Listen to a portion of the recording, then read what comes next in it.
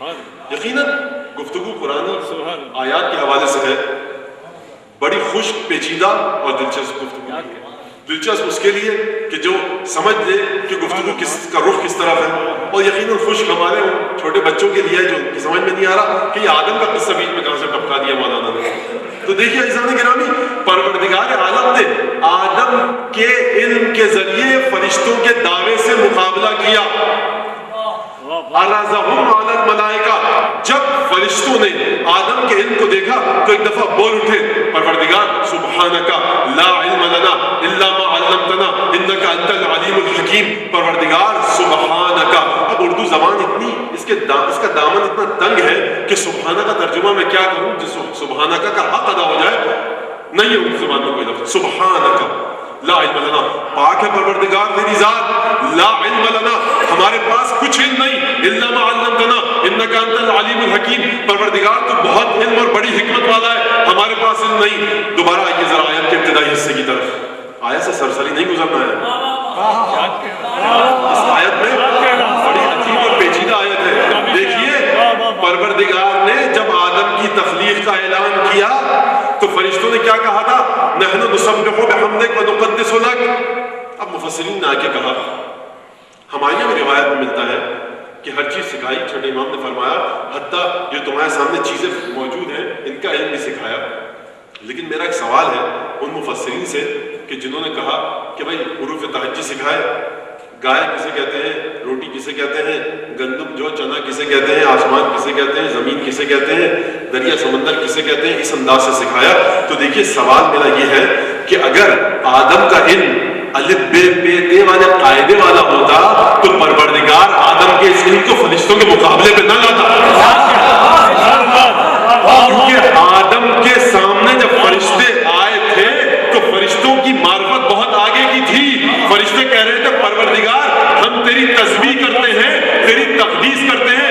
فرشتے جانتے ہیں تقدیس کیا ہے, فرشتے جانتے ہیں تسبیح کیا ہے, فرشتے جانتے ہیں حمد کیا ہے. فرشتے آدم کے خاکی وجود کو بھی دیکھ رہے ہیں, آدم کے نورانی پہلو کو بھی دیکھ رہے ہیں. فرشتوں نے آدم کے خاکی پہلو کو دیکھ کر ہی یہ کہا تھا کہ دیکھ پروردگار یہ فساد پھیلائے گا, خون بہائے گا.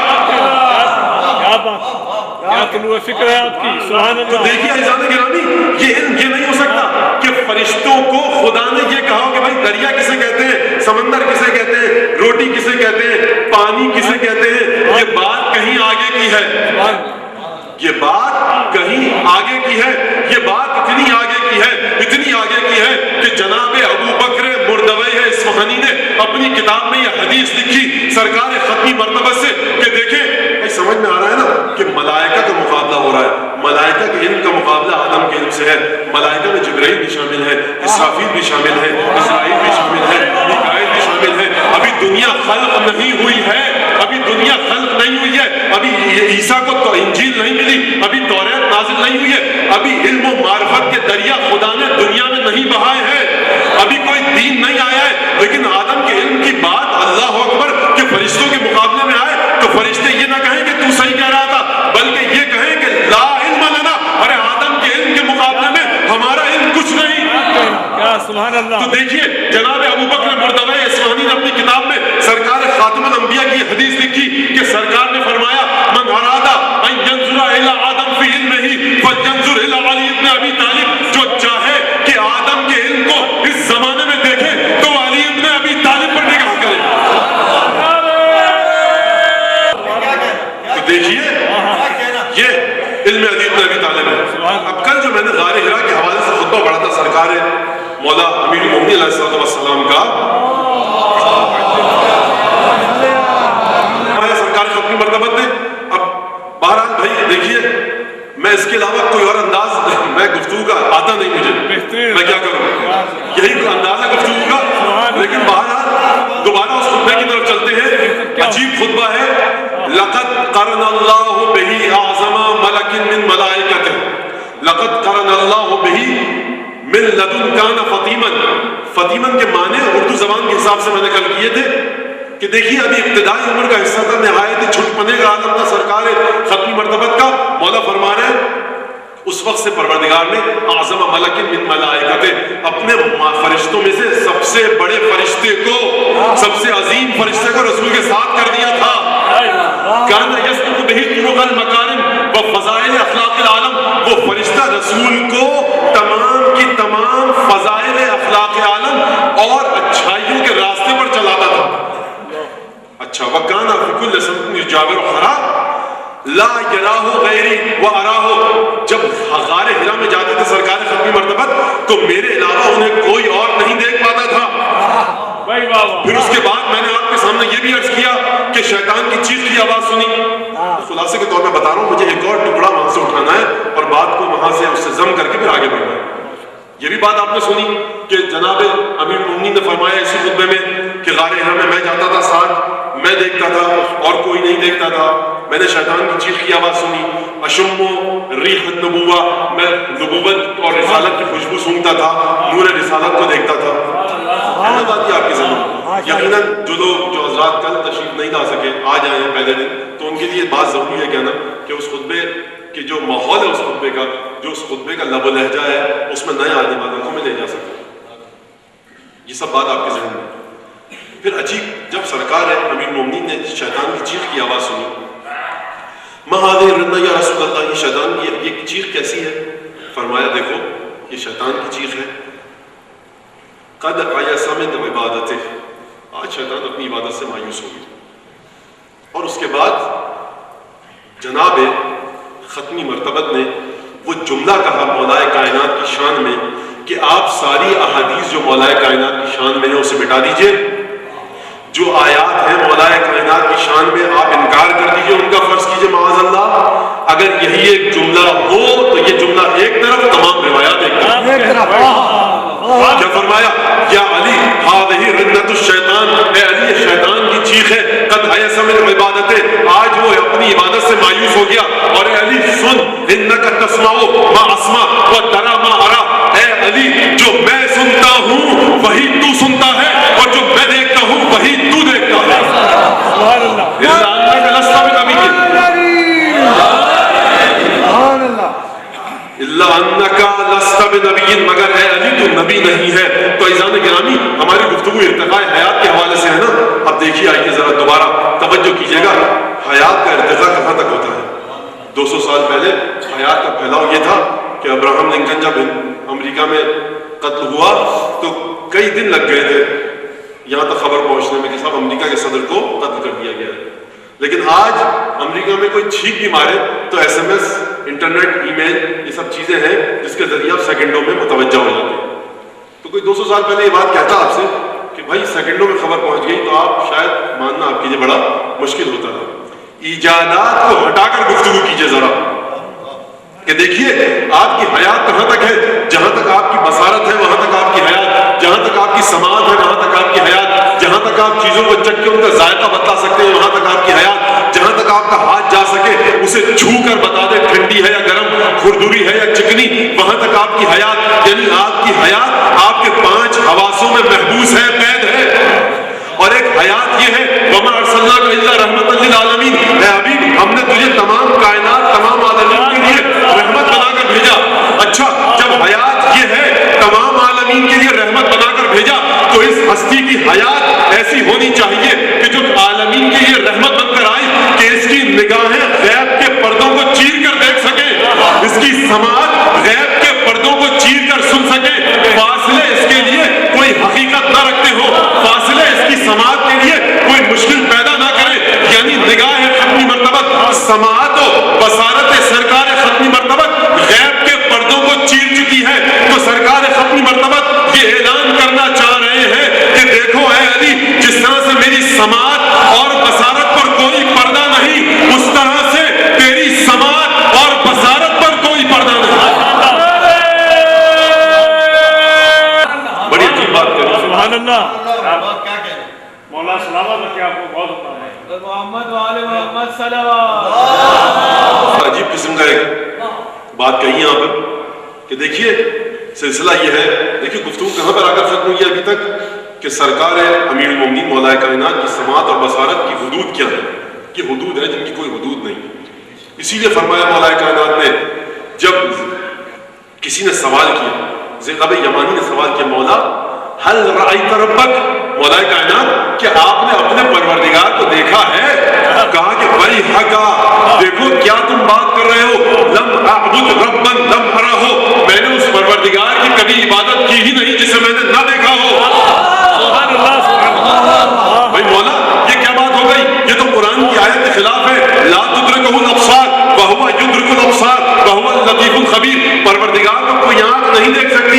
मौला आप ही ने फरमाया है नहजुल बलागा में कि परवरदिगार को कोई आंख नहीं देख सकती, फिर मौला ये कैसे कह दिया कि मैंने हमेशा देख कर इबादत की? मौला ने खुद आगे जवाब दिया कि ला तराहुल उयून, परवरदिगार मेरा ऐसा है कि जिसे आंखें नहीं देख सकती, बल तराहुल कुलूब बिहक़ाइक़िल ईमान, कि मेरे परवरदिगार को दिल की आंख के जरिए ईमान की हकीकतों की मदद से देखा जाता है।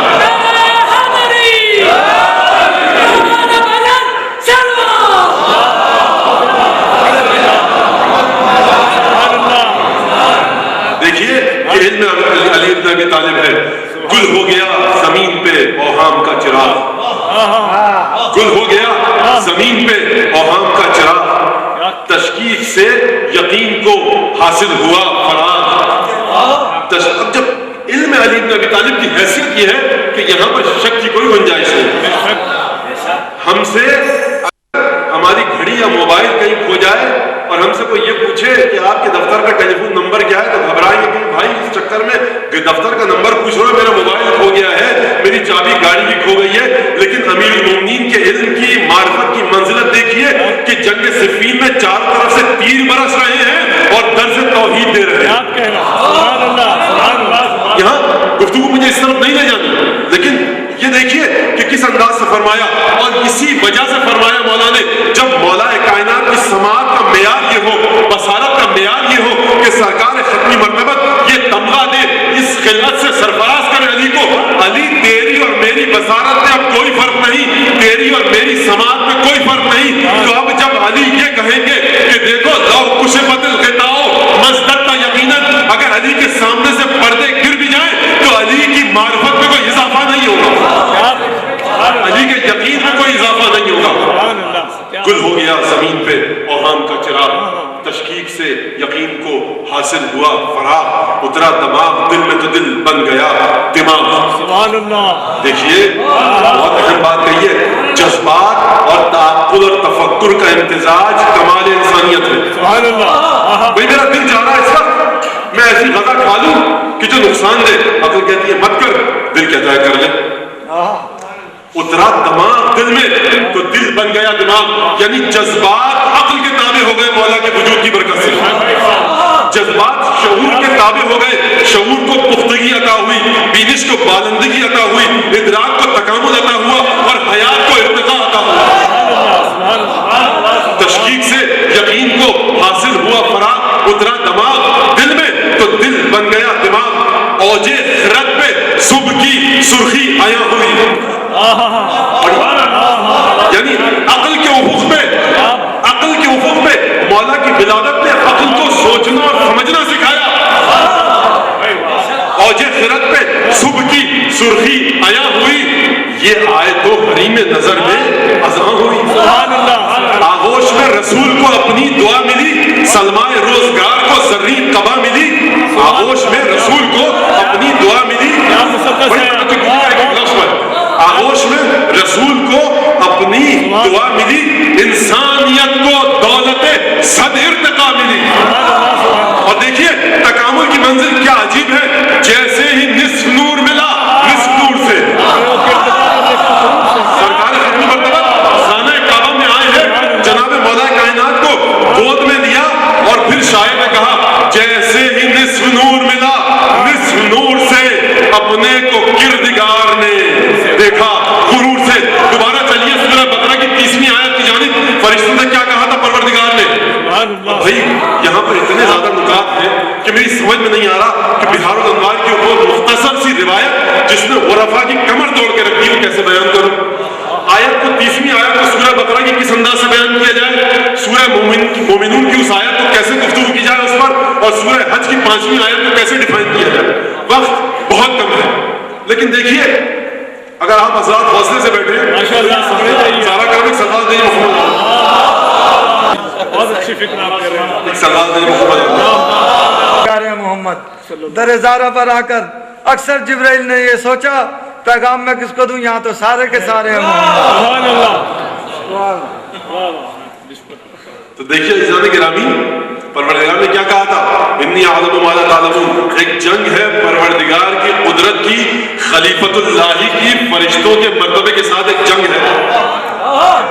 ہر دور میں پروردگار کے خلیفہ کو جیتنا ہے, ہر مقام پر, علم و معرفت کے مرتبے پر, شعور و ادراک کے مرتبے پر, اور اپنے موضوع کا جملہ ٹکڑا عرض کروں ارتقاء حیات کے مرحلے پر. اس کی حیات ایسی ہونی چاہیے جو کسی کی حیات نہ ہو, اس کا شعور ایسا ہو جو کسی کا شعور نہ ہو, اس کا درک ایسا ہو جو کسی کا درک نہ ہو, اس کا مرتبہ یہ ہو جو کسی کا مرتبہ نہ ہو. انی اعلم ما لا تعلمون, اپنے کو کردگار نے دیکھا غرور سے. یہ آخری جملہ یاد رکھیے گا. چلیے سورہ مومنون میں ابتدائی ہے, لقد خلقنا الانسان من سلالة من طين ثم جعلناه نطفة في قرار مكين ثم خلقنا النطفة علقة فخلقنا العلقة مضغة فخلقنا المضغة عظاما فكسونا العظام لحما ثم انشأناه خلقا آخر فتبارك الله احسن الخالقين. عجیب مرحلہ ہے سورہ مومنون کا.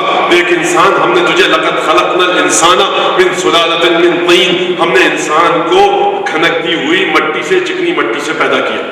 لقد خلقنا الانسان من سلالة من طين ثم جعلناه نطفة في قرار مكين, اور اس کے بعد ہم نے رحم مادر میں, صلب پدری میں کبھی رہا نطفہ بن کے, کبھی رحم مادر میں منتقل ہوا. نہایت حفاظت کے ساتھ ہم نے اس انسان کی تخلیق کے مراحل کا آغاز کیا. ثم جعلناه نطفة في قرار مكين ثم خلقنا النطفة علقة, اور پھر اس کے بعد ہم نے نطفے کو خون کے لوتھڑے میں تبدیل کیا, اور خون کے لوتھڑے کو گوشت کے لوتھڑے میں تبدیل کیا, اور گوشت کے لوتھڑے کو ہڈیوں میں تبدیل کیا, اور ہڈیوں پر ہم نے کھال چڑھائی. ثم انشأناه خلقا آخر, بقول امام جلال الدین سیوطی کے یہ خلق آخر کا مطلب ہے کہ جب تخلیق مکمل ہو گئی تو پروردگار نے اس میں روح پھونک دی. ثم انشأناه خلقا آخر, جب پروردگار نے انسان کی تخلیق رحم مادر میں کر دی تو پروردگار نے ایک دفعہ ایک عجیب اعلان کیا, فتبارک اللہ احسن الخالقین, بابرکت ہے وہ ذات کہ جو بہترین خلق کرنے والی ذات ہے. بھائی پروردگار نے کہا افلا ينظرون الى الابل كيف خلقت, کیا اونٹ کی طرف نہیں دیکھتے کیسے خلق کیا گیا, والى الارض كيف سطحت, کہ زمین کو کیسے بچھایا گیا, الم نجعل الارض مہادا. یہ مختلف آیتیں ہیں. اب چونکہ جلدی منزلیں طے کرنی ہے, کیا زمین کو ہم نے ایک جھولے کی صورت میں تمہارے لیے پیدا نہیں کیا. یہ کوپرنیکس کو گیلیلیو نے آ کر کہا کہ صاحب زمین گھومتی ہے, تو ہمارا آج کا یونیورسٹی میں پڑھنے والا بچہ اس کا منہ کھل جاتا ہے قرآن نے کیا کہا. وہ قرآن 1400 سال پہلے کہہ کے چلا گیا کہ الم نجعل الارض مہادا, کیا ہم نے زمین کو اس کائنات میں جھولے کی مانند خلق نہیں کیا. اگر یہاں تک بات آ گئی تو جو نوجوان دوست ہیں میرے, ان کی خدمت میں یہ عرض کر دوں کہ اگر وقت بچا تو یقیناً ہم اس پر گفتگو کریں گے کہ سرکار سید الشہداء نے دعائے عرفہ میں, اس میں ہنسیے گا مت, بڑی اہم بات ہے, دعائے عرفہ میں انوائرمنٹل پولیوشن اور اوزون لیئر کے بارے میں کیا کہا ہے. ہم اس پر بھی گفتگو کریں گے کہ جناب امیر المومنین نے, آج کل کہا جاتا ہے نا اینیملز رائٹ, حیوانوں کے حقوق کے بارے میں کیا کہا ہے, انوائرمنٹل پولیوشن کے بارے میں نہج البلاغہ میں کیا کہا ہے. ہم اس پر گفتگو کریں گے. ہم اس پر گفتگو کریں گے کہ آئنسٹائن کا جو نظریہ تھا the constant expansion of the universe, اس کے بارے میں سرکار امام علی ابن موسیٰ رضا نے اس مناظرے میں اور ہندو پنڈتوں سے امام کا مناظرہ ہوا مرگ میں مامون کے دربار میں, تو امام رضا علیہ السلام نے کیا وہاں پر کہا. تو دیکھیے دوبارہ آئیے, مٹی سے پیدا کیا, مٹی کے بعد پھر نطفے کی بات آئی, نطفے کے بعد خون کے لوتھڑے میں تبدیل کیا, خون کے لوتھڑے کے بعد گوشت کے لوتھڑے میں تبدیل کیا, گوشت کے لوتھڑے کے بعد پھر ہڈیاں, اور ہڈیوں پر کھال منڈی, اور کھال بننے کے بعد ثم انشأناه خلقا آخر فتبارک اللہ احسن الخالقین. جب انسان کی خلقت ہوئی نا, پورے قرآن میں خلقت کی جب بات آئی, بڑی توجہ کیجیے گا, پروردگار نے فرمایا الا لہ الخلق والامر, عالم خلق بھی اسی کے ہاتھ میں ہے, عالم امر بھی اسی کے ہاتھ میں ہے. دیکھو تبارک اللہ رب العالمین, بابرکت ہے وہ پروردگار جو عالمین کا رب ہے. لیکن خلقت کی جب بات کی تو سوائے انسان کی خلقت کے اور کہیں بھی خدا نے نہیں کہا فتبارک اللہ احسن الخالقین, پورا قرآن میں کہیں نہیں کہا. یہ انسان میں خصوصیت کیا تھی بھائی, انسان پروردگار کی بارگاہ کا وہ تحفہ ہے کہ جس کے ذریعے پروردگار اپنے علم کی, اپنی ذات کی بڑائی کو, اپنی ذات کی اونچائی کو فرشتوں کے سامنے ثابت کرنا چاہتا ہے کہ ذات انسان ہے، اسی لیے کہا گیا اشرف المخلوقات، اسی لیے کہا گیا اشرف المخلوقات۔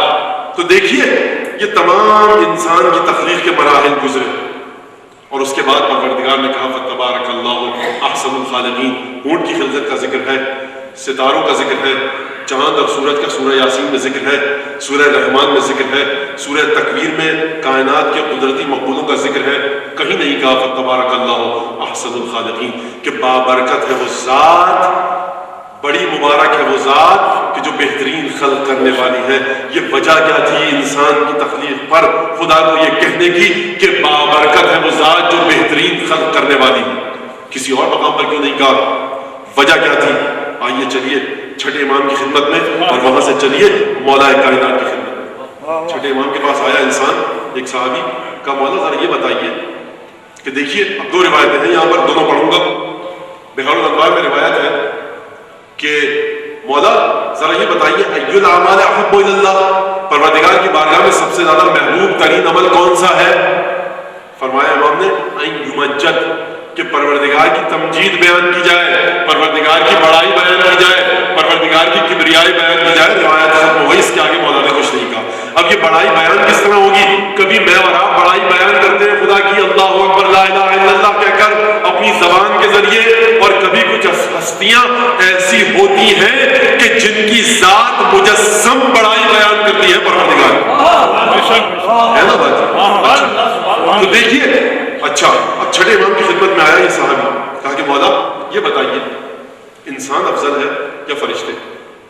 بھائی آیت یاد ہے نا سورہ مومنون کی آخری حصہ، فتبارک اللہ احسن الخالقین۔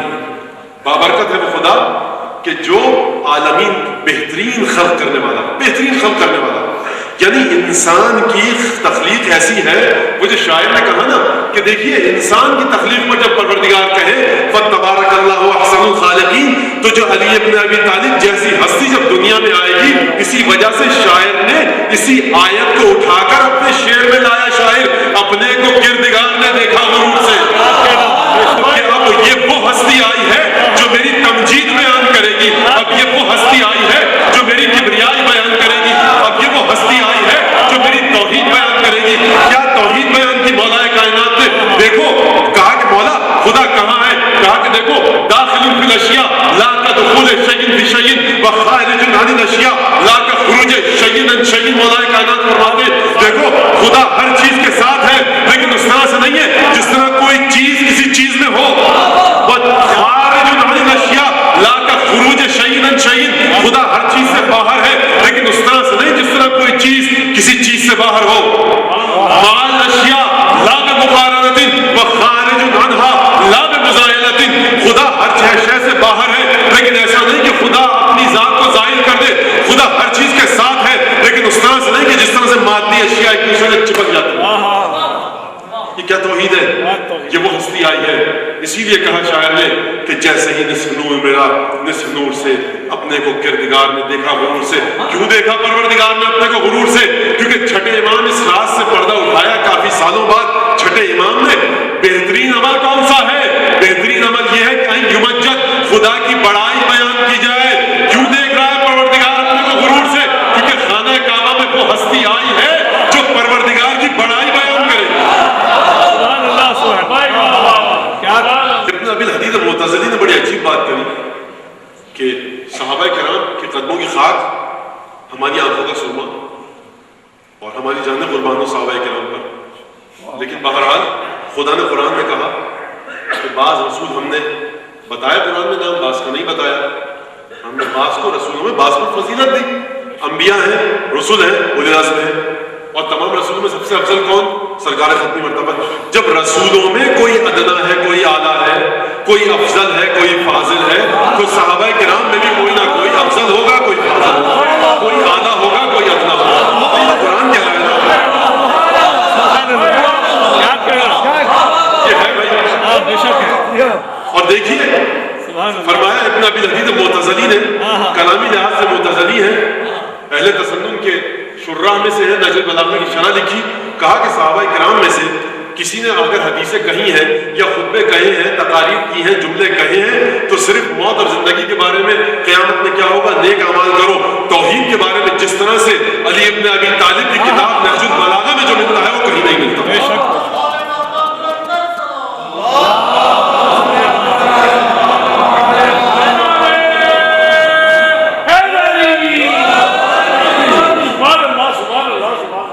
یہ کون کہہ سکتا ہے؟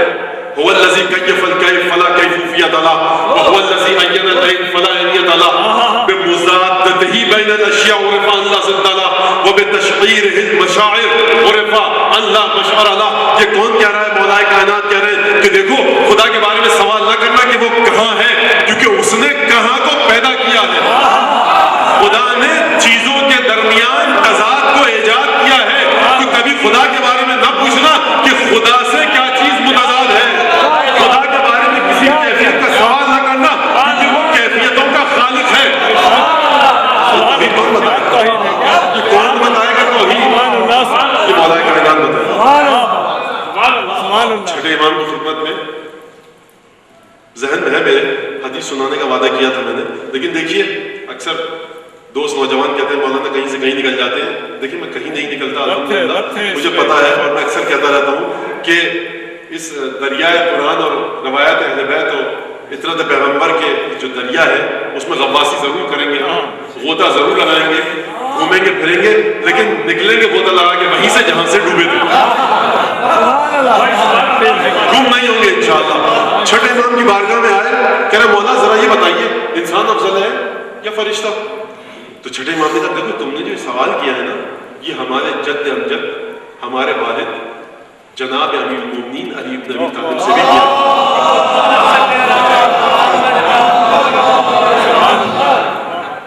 تو مولا نے ہمارے جد نے یہ کہا تھا کہ دیکھو ان اللہ، دیکھیے اگر مولا کہہ دیتے انسان افضل، کہہ دیتے فرشتہ افضل، تو یہ بھی جواب مولا کائنات کی زبان کا جواب نہ ہوتا۔ مولا معیار بتا رہے ہیں کہ دیکھو ان اللہ خلق الملائکہ، پروردگار نے ملائکہ کو خلق کیا، وجعل فیہم عقلا بلا شہوت، کہ پروردگار نے ملائکہ کو خلق کیا اور ان میں صرف اور صرف عقل کو رکھا، نفسانی خواہشات کو نہیں رکھا۔ پروردگار نے ملائکہ کو خلق کیا، ملائکہ میں صرف عقل کو رکھا، شعور کو رکھا، ادراک کو رکھا، جذباتی اور حیوانی خواہشات کو نہیں رکھا۔ وہ خلق البہائم، اور پروردگار نے جانوروں کو خلق کیا، فجعل فیہم شہوۃ بلا عقل، ان میں صرف اور صرف نفسانی خواہشات کی پیروی رکھی، عقل کا نام و نشان نہیں ہے جانوروں میں۔ ملائکہ عقل محض، حیوانات شہوت محض، بالکل متضاد ہے۔ توجہ، وخلق الانسان، اور پروردگار نے انسان کو خلق کیا، فرکبا، تو پروردگار نے انسان کو ترکیب کیا، مرکب کیا، ایک آمیزہ بنوایا، ایک آمیختہ بنوایا، ایک معجون بنائی پروردگار نے انسان میں۔ وہ معجون کیا تھی؟ شہوت اور عقل دونوں رکھی، ایک چیز ملائکہ سے لی، ایک چیز فرشتوں سے لی، تو انسان آمیزہ ہے شہوت کا اور عقل کا۔ تو مولا نے فرمایا دیکھو فمن غلبت شہوتہ عقلہ، کہ جس کی شہوت اس کی عقل پر غالب آ جائے تو وہ جانوروں سے پست ہے، ومن غلب عقلہ شہوتہ، اور جس کی عقل شہوت پر غالب آ جائے وہ ملائکہ سے افضل ہے۔ بھائی دیکھیے اب سمجھ میں آیا، فتبارک اللہ احسن الخالقین، کہ انسان میں خدا نے کیا خصوصیت رکھی ہے۔ بھائی لوگ کہتے ہیں انسان میں خدا نے یہ خصوصیات رکھی ہیں کہ انسان دیکھتا ہے، سونگتا ہے، سنتا ہے، چھو کر چیزوں کی گرمی اور ٹھنڈک، خون کی اور گرمی کا پتہ لگا لیتا ہے۔ تو بھائی اس وجہ سے انسان اشرف المخلوقات ہے۔ بھائی انسان کو اشرف المخلوقات نہیں کہا آپ نے، یہ ادنی المخلوقات ہو گیا، اذل المخلوقات ہو گیا۔ دیکھیے اگر بینائی کی بات کریں گے تو آسمان کی بلندیوں میں اڑتا ہوا شکاری باز انسان سے اچھا دیکھ لیتا ہے۔ اگر خوشبو سونگنے کی بات کریں گے تو ممبر ہے، میں یہاں سے اس حیوان کا نام نہیں لینا چاہتا، وہ ہم انسانوں سے بڑا اچھا سونگتا ہے۔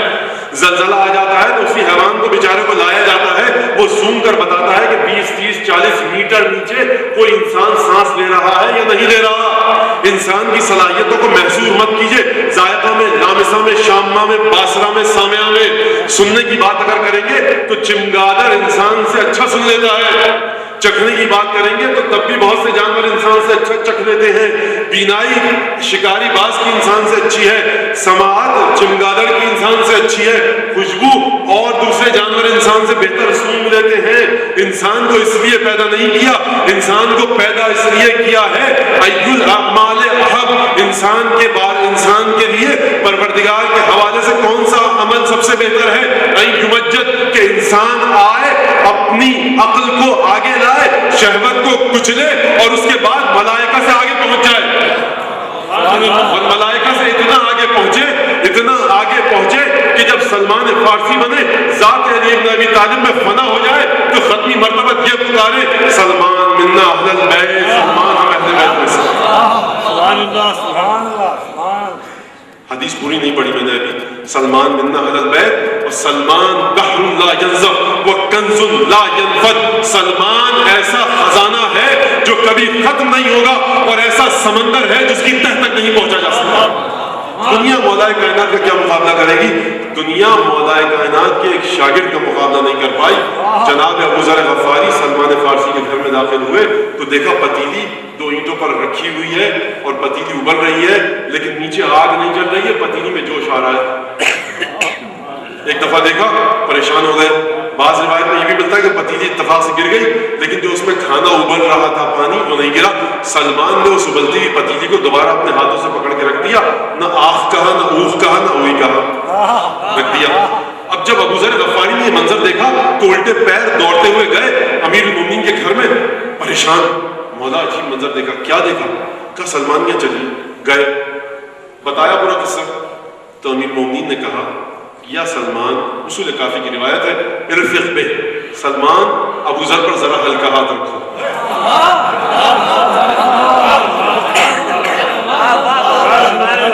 دیکھیے یہ ابو ذر غفاری کی توہین نہیں ہے، سلمان کی توقیر ہے۔ ورنہ ابو ذر کے بارے میں فرمایا کہ زمین نے آج تک اس انسان کا بوجھ نہیں اٹھایا، آسمان سایہ فکر نہ ہوا اس پر، جو ابو اصدق لہجۃ من ابی ذر، جو ابو ذر سے زیادہ سچا ہو، یہ ابو ذر ہے۔ تو عزیزان گرامی دیکھیے، اب بس یہاں تک اگر ہم بتانے میں کامیاب ہو گئے اور میں یہ سمجھا چکا آپ کو، اور یقیناً سمجھ میں آ گیا کہ دیکھیے شرک سے کبھی گھبرائیے مت، ہمیشہ توحید کا راستہ آپ کو کسی ایسے بندے کے ساتھ طے کرنا ہوگا کہ جو بندہ بہترین انداز سے خدا کی بڑائی بیان کرے، جو بندہ پروردگار کی معرفت کے اعلیٰ ترین مدارج کو طے کر چکا ہو، آپ کو اس بندے کے ساتھ، اس بندے کے ذریعے توحید تک پہنچنا ہوگا۔ تو یہ سلسلہ ہے سارا۔ اور سید الشہداء نے دیکھیے نگاہ امامت دیکھ رہی تھی، جب مکے سے نکلے تو عجیب بات کری، اور علامہ اقبال اس سے بڑے خوبصورت انداز میں کہہ کے چلے گئے، مدعای سلطنت بودی اگر خود نہ کرتی بات چنی سامان سفر، اگر سلطنت اور مال دنیا کی حوث میں جا رہے ہوتے سید الشہداء تو اس سال و سامان کے ساتھ سفر نہ کرتے۔ فرمایا مکے سے نکلتے وقت من کانا بازلا فینا مہجتہ ممطنا علی لقاء اللہ نفسہ، جو اللہ کی ملاقات پر اپنے آپ کو تیار کر چکا ہے اور جو ہمارے راستے میں اپنی جان نچھاور کرنے کو سمجھتا ہے کہ اس کے لیے تیار ہے، فلیرحم چل پڑے۔ تو یہ سید الشہداء کا مرتبہ سلسلہ۔ دیکھیے جناب حر، وہ عظیم ہستی کہ جس نے ارتقاء حیات کے مرحلے کو آہستہ آہستہ طے نہیں کیا، یک لخت ارتقاء کے مرحلے پر آئے جناب حر، یک دم مقتل کے مطابق منزل شراف پر، شین رے الف فے شراف پر جب سید الشہداء آئے، مجھے یقین ہے کہ 5-7 منٹ اوپر ہو جائیں گے، لیکن میں آپ حضرات کی اجازت سے کیا کروں، اب اس کے علاوہ اور کوئی چارہ نہیں ہے۔ منزل شراف پر جا آئے تو ایک عجیب حکم دیا سید الشہداء نے اپنے اصحاب کو، انصار کو، عباس کو، علی اکبر کو، کہ دیکھو جتنے مشکیزیں ہیں نا وہ بھر لو اور تمام برتنوں میں پانی بھر لو۔ سوال نہیں کیا۔ اچھا مولا، جب ذو حسن پر آئے، دن چڑھ چکا تھا، ظہر کا نزدیک وقت تھا، سید الشہداء کے ساتھیوں میں سے کسی نے تکبیر کی آواز بلند کی، کہا کہ لما کبرتا، تکبیر کی آواز کیوں بلند کی؟ کہا کہ مولا دور نخلستان نظر آ رہا ہے۔ ساتھیوں نے کہا کہ نہیں، نخلستان کوئی نہیں۔ کہا کہ ذرا اور نزدیک چلے، دیکھا تو بہت سارے سوار، ان کے نیزے اور تلواریں نظر آ رہی ہیں۔ بہرحال پڑاؤ ڈالا سید الشہداء نے، کہا کہ آنے دو۔ آئے، اور جب سید الشہداء نے دیکھا کہ پیاس کی وجہ سے جاں بلب ہے یہ لوگ، تو حکم دیا، عجیب حکم دیا، اللہ اکبر۔ انسان لرز اٹھتا ہے سید الشہداء کی کرامت انسانی کو جب دیکھتا ہے، حیات کے کس مرتبے پر ہے یہ ہستی میری سمجھ میں نہیں آتا۔ کہا کہ دیکھو تمام انسانوں کو، ان کے لشکریوں کو پانی پلاؤ، اور تمام برتن بھر کے گھوڑوں اور اونٹوں کو بھی پانی پلاؤ، اور جب تک جانور 3 دفعہ منہ نہ ہٹا لے برتن نہ ہٹا لے۔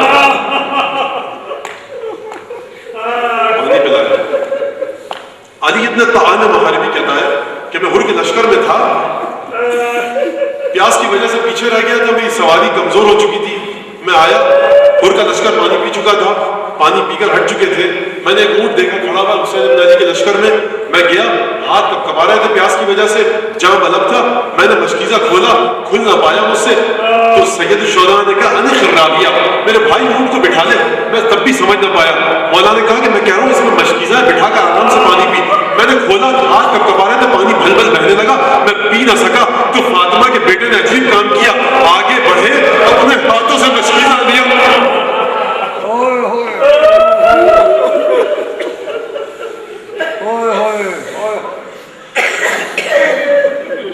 گفتگو ہوئی، ظہر کا وقت آیا، اور اتصلی معنا ام تصلی باصحابک، اپنے ساتھی کے ساتھ نماز پڑھو گے ہمارے ساتھ؟ کہا مولا بل نصلی معک، یعنی جانتا ہے، ایک سیاسی اشتباہ کا مرتکب ہوا ہے لیکن جانتا ہے کون ہے۔ امام کے پیچھے نماز پڑھی، اور اس کے بعد امام نے لشکر تیار کیا کوفے کی جانب جانے کے لیے۔ ہر نے ایک غضب کا کام کر ڈالا، حسین ابن علی کے سامنے آ کر لشکر کو روک دیا، کہا کہ ہم آپ کو یہاں سے آگے نہیں آنے دیں گے۔ بس ایک دفعہ یہ سننا تھا کہ سید الشہداء کو جلال آیا اور کہا کہ تکلت کا یا حر، سکلت کا امک یا حر، اے حر تیری ماں تیرے غم میں روئے، کیا تو مجھے روکے گا؟ الموت ادنی لک من ذلک، اس سے بھی زیادہ موت تیرے نزدیک آ چکی ہے، حر تو مجھے روکے گا؟ حر نے بڑی عجیب بات کی، کہا کہ یا حسین مولا لو کان غیرک من العرب ذکر امی وقالها وهو في هذا الحال لذکرت امه، اگر عرب میں سے کوئی بھی کہتا نا اس طرح سے میری ماں کا نام لیتا تو میں اس کی ماں کا نام بھی اسی طرح لیتا، کائناً ما کان، کوئی بھی ہوتا، میں کسی سے ڈرنے والا نہیں، میں اسی طرح سے اس کی ماں کا نام لیتا۔ لیکن مولا کیا کروں، آپ کی مادر گرامی کا ذکر سوائے اچھے الفاظ کے، سوائے درود و سلام کے میں نہیں کر سکتا۔ بے چینیوں کو چین دکھایا۔ دیکھیے عجیب مرحلہ ہے، بے چینیوں کو راہ دکھائی ہے چین نے، بے چینیوں کو راہ دکھائی ہے چین نے۔ اور بڑا مضطرب تھا، حسین کی طرف آیا، اچھا تم ہمارا راستہ روکو گے؟ کہا کہ ہاں، حکم دیا گیا ہے کہ بے آب و گیا میدان میں روک دو۔ حسین ابن علی کو روک دیا گیا، کوفے نہ جا سکے۔ 9 محرم آئی، عاشورہ آیا، شب عاشور گزری۔ حر پر ایک اضطراب کا عالم ہے، ساتھی دیکھ کر پریشان ہے۔ کہا کہ اے حر، اگر مجھ سے کوئی پوچھتا کہ اشجع العرب کون ہے تو میں تیرا نام لیتا، یہ کب کبا کیوں رہا ہے؟ کہا کہ میں نے ابھی پوچھا ہے، مجھے بتایا گیا کہ یہ حسین کو قتل کر دیں گے۔ ایک دفعہ میں اپنے آپ کو جنت اور جہنم کے بیچ میں دیکھتا ہوں۔ گھوڑے کو پانی پلانے کے بہانے حر آگے بڑھے، گھوڑے کو ایڑ لگائی اور سرکار سید الشہداء کی خدمت میں پہنچے۔ لیکن آنے کا انداز عجیب ہے، ہاتھ بندھے ہوئے ہیں، ڈھال برعکس ہے، شمشیر کو قبضے کی جانب سے لٹکایا ہوا ہے، نوک سے حمایل ہے۔ اور یہ آنے کا کیا انداز ہے؟ کہا کہ مولا هل إلى توبة من سبيل، کیا توبہ کا کوئی راستہ ہے؟ انا الذی ارعبت اولیائک، میں نے آپ کے چاہنے والوں کو ڈرایا۔ انا الذی ارعبت بنات رسول اللہ، میں نے رسول کی بیٹیوں کو ڈرایا۔ مولا کیا توبہ کا کوئی راستہ ہے؟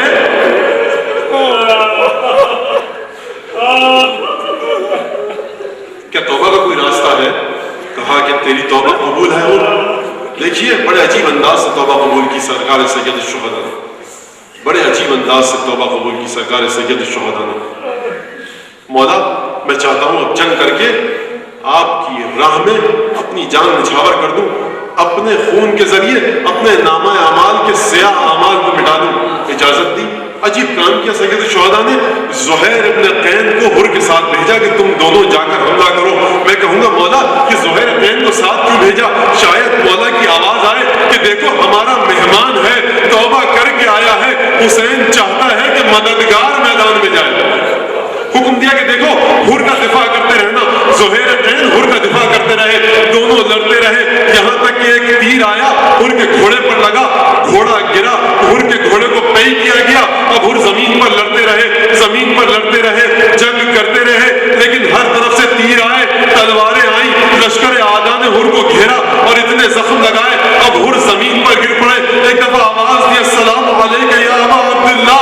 مولا حسین نے حکم دیا حر کو اٹھا کر لاؤ۔ عزیزان گرامی عجیب کام کیا فاطمہ کے فرزند نے، جب حر کو اٹھا کر لائے نا، شاید یہ ان معدود شہداء میں سے ہو کہ جو گنج شہیدہ میں جب آیا تو حر کی رواں پاتی تھی۔ عجیب کام کیا حر کے ساتھ حسین نے، نیما چشم سے حر نے رخ مولا دیکھا، زیر سر زانو شبیر کا تکیہ دیکھا، شہ نے فرمایا کہ ہے حر جری کیا دیکھا، عرض کی حسن رخ حور نظر آتا ہے، الزمین تا و فلک نور نظر آتا ہے۔ یہ کام نہیں کیا صرف سید الشہداء نے، عجیب کام کیا حر مہمان ہے۔ خانوادہ رسالت کا وتیرہ یہ ہے کہ مہمان کی تواضع کی جائے، پذیرائی کی جائے، لیکن حسین پذیرائی کرے تو کس طرح؟ نہ پانی ہے، نہ کھانا ہے، نہ سامان پذیرائی ہے۔ ایک دفعہ حر کے سر کو اٹھایا، اپنے زانوں پر رکھا اور اپنی آبا کے دامن سے حر کے چہرے پر لگا ہوا خون صاف کیا۔ حر کی آخری سانسیں ہیں، کچھ بولنا چاہتے ہیں، بول نہ پائے۔ میں کہوں گا حر کیا کہنا چاہتے تھے؟ زبان حال حر یہ ہے کہ مولا مجھے حیا آتی ہے، میں آپ کو اس بے آب و گیا میدان میں لایا۔ مولا نے صرف یہ نہیں کیا، مہمان نوازی کی انتہا کر دی، وہ رومال نکالا جو سیدہ نے اپنے ہاتھ سے باندھا تھا، حر کے ماتھے پر باندھا۔ مولا یہ کیا کر رہے ہیں؟ یہ مہمان نوازی کی رسم ہے۔ مولا حر کے الفاظ یہ ہیں، حالت دل یہ ہے کہ مولا اتنی مہمان نوازی۔ ارے حر اس وقت کو دیکھ رہا ہے کہ جب عصر عاشور ہوگی، آپ گھوڑے سے زمین پر آئیں گے، تشنگی کا عالم ہوگا، شمر کا خنجر ہوگا، نو کے نیزہ۔ بسم اللہ الرحمن الرحیم۔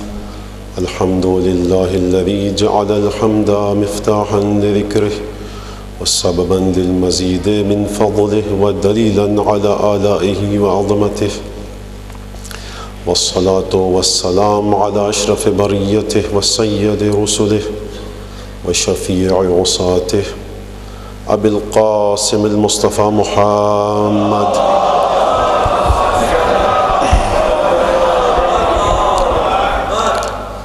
ثم الصلاة والسلام على أهل بيته الطيبين الطاهرين الأئمة الميامين الذين أذهب الله عنهم الرجس وطهرهم تطهيرا.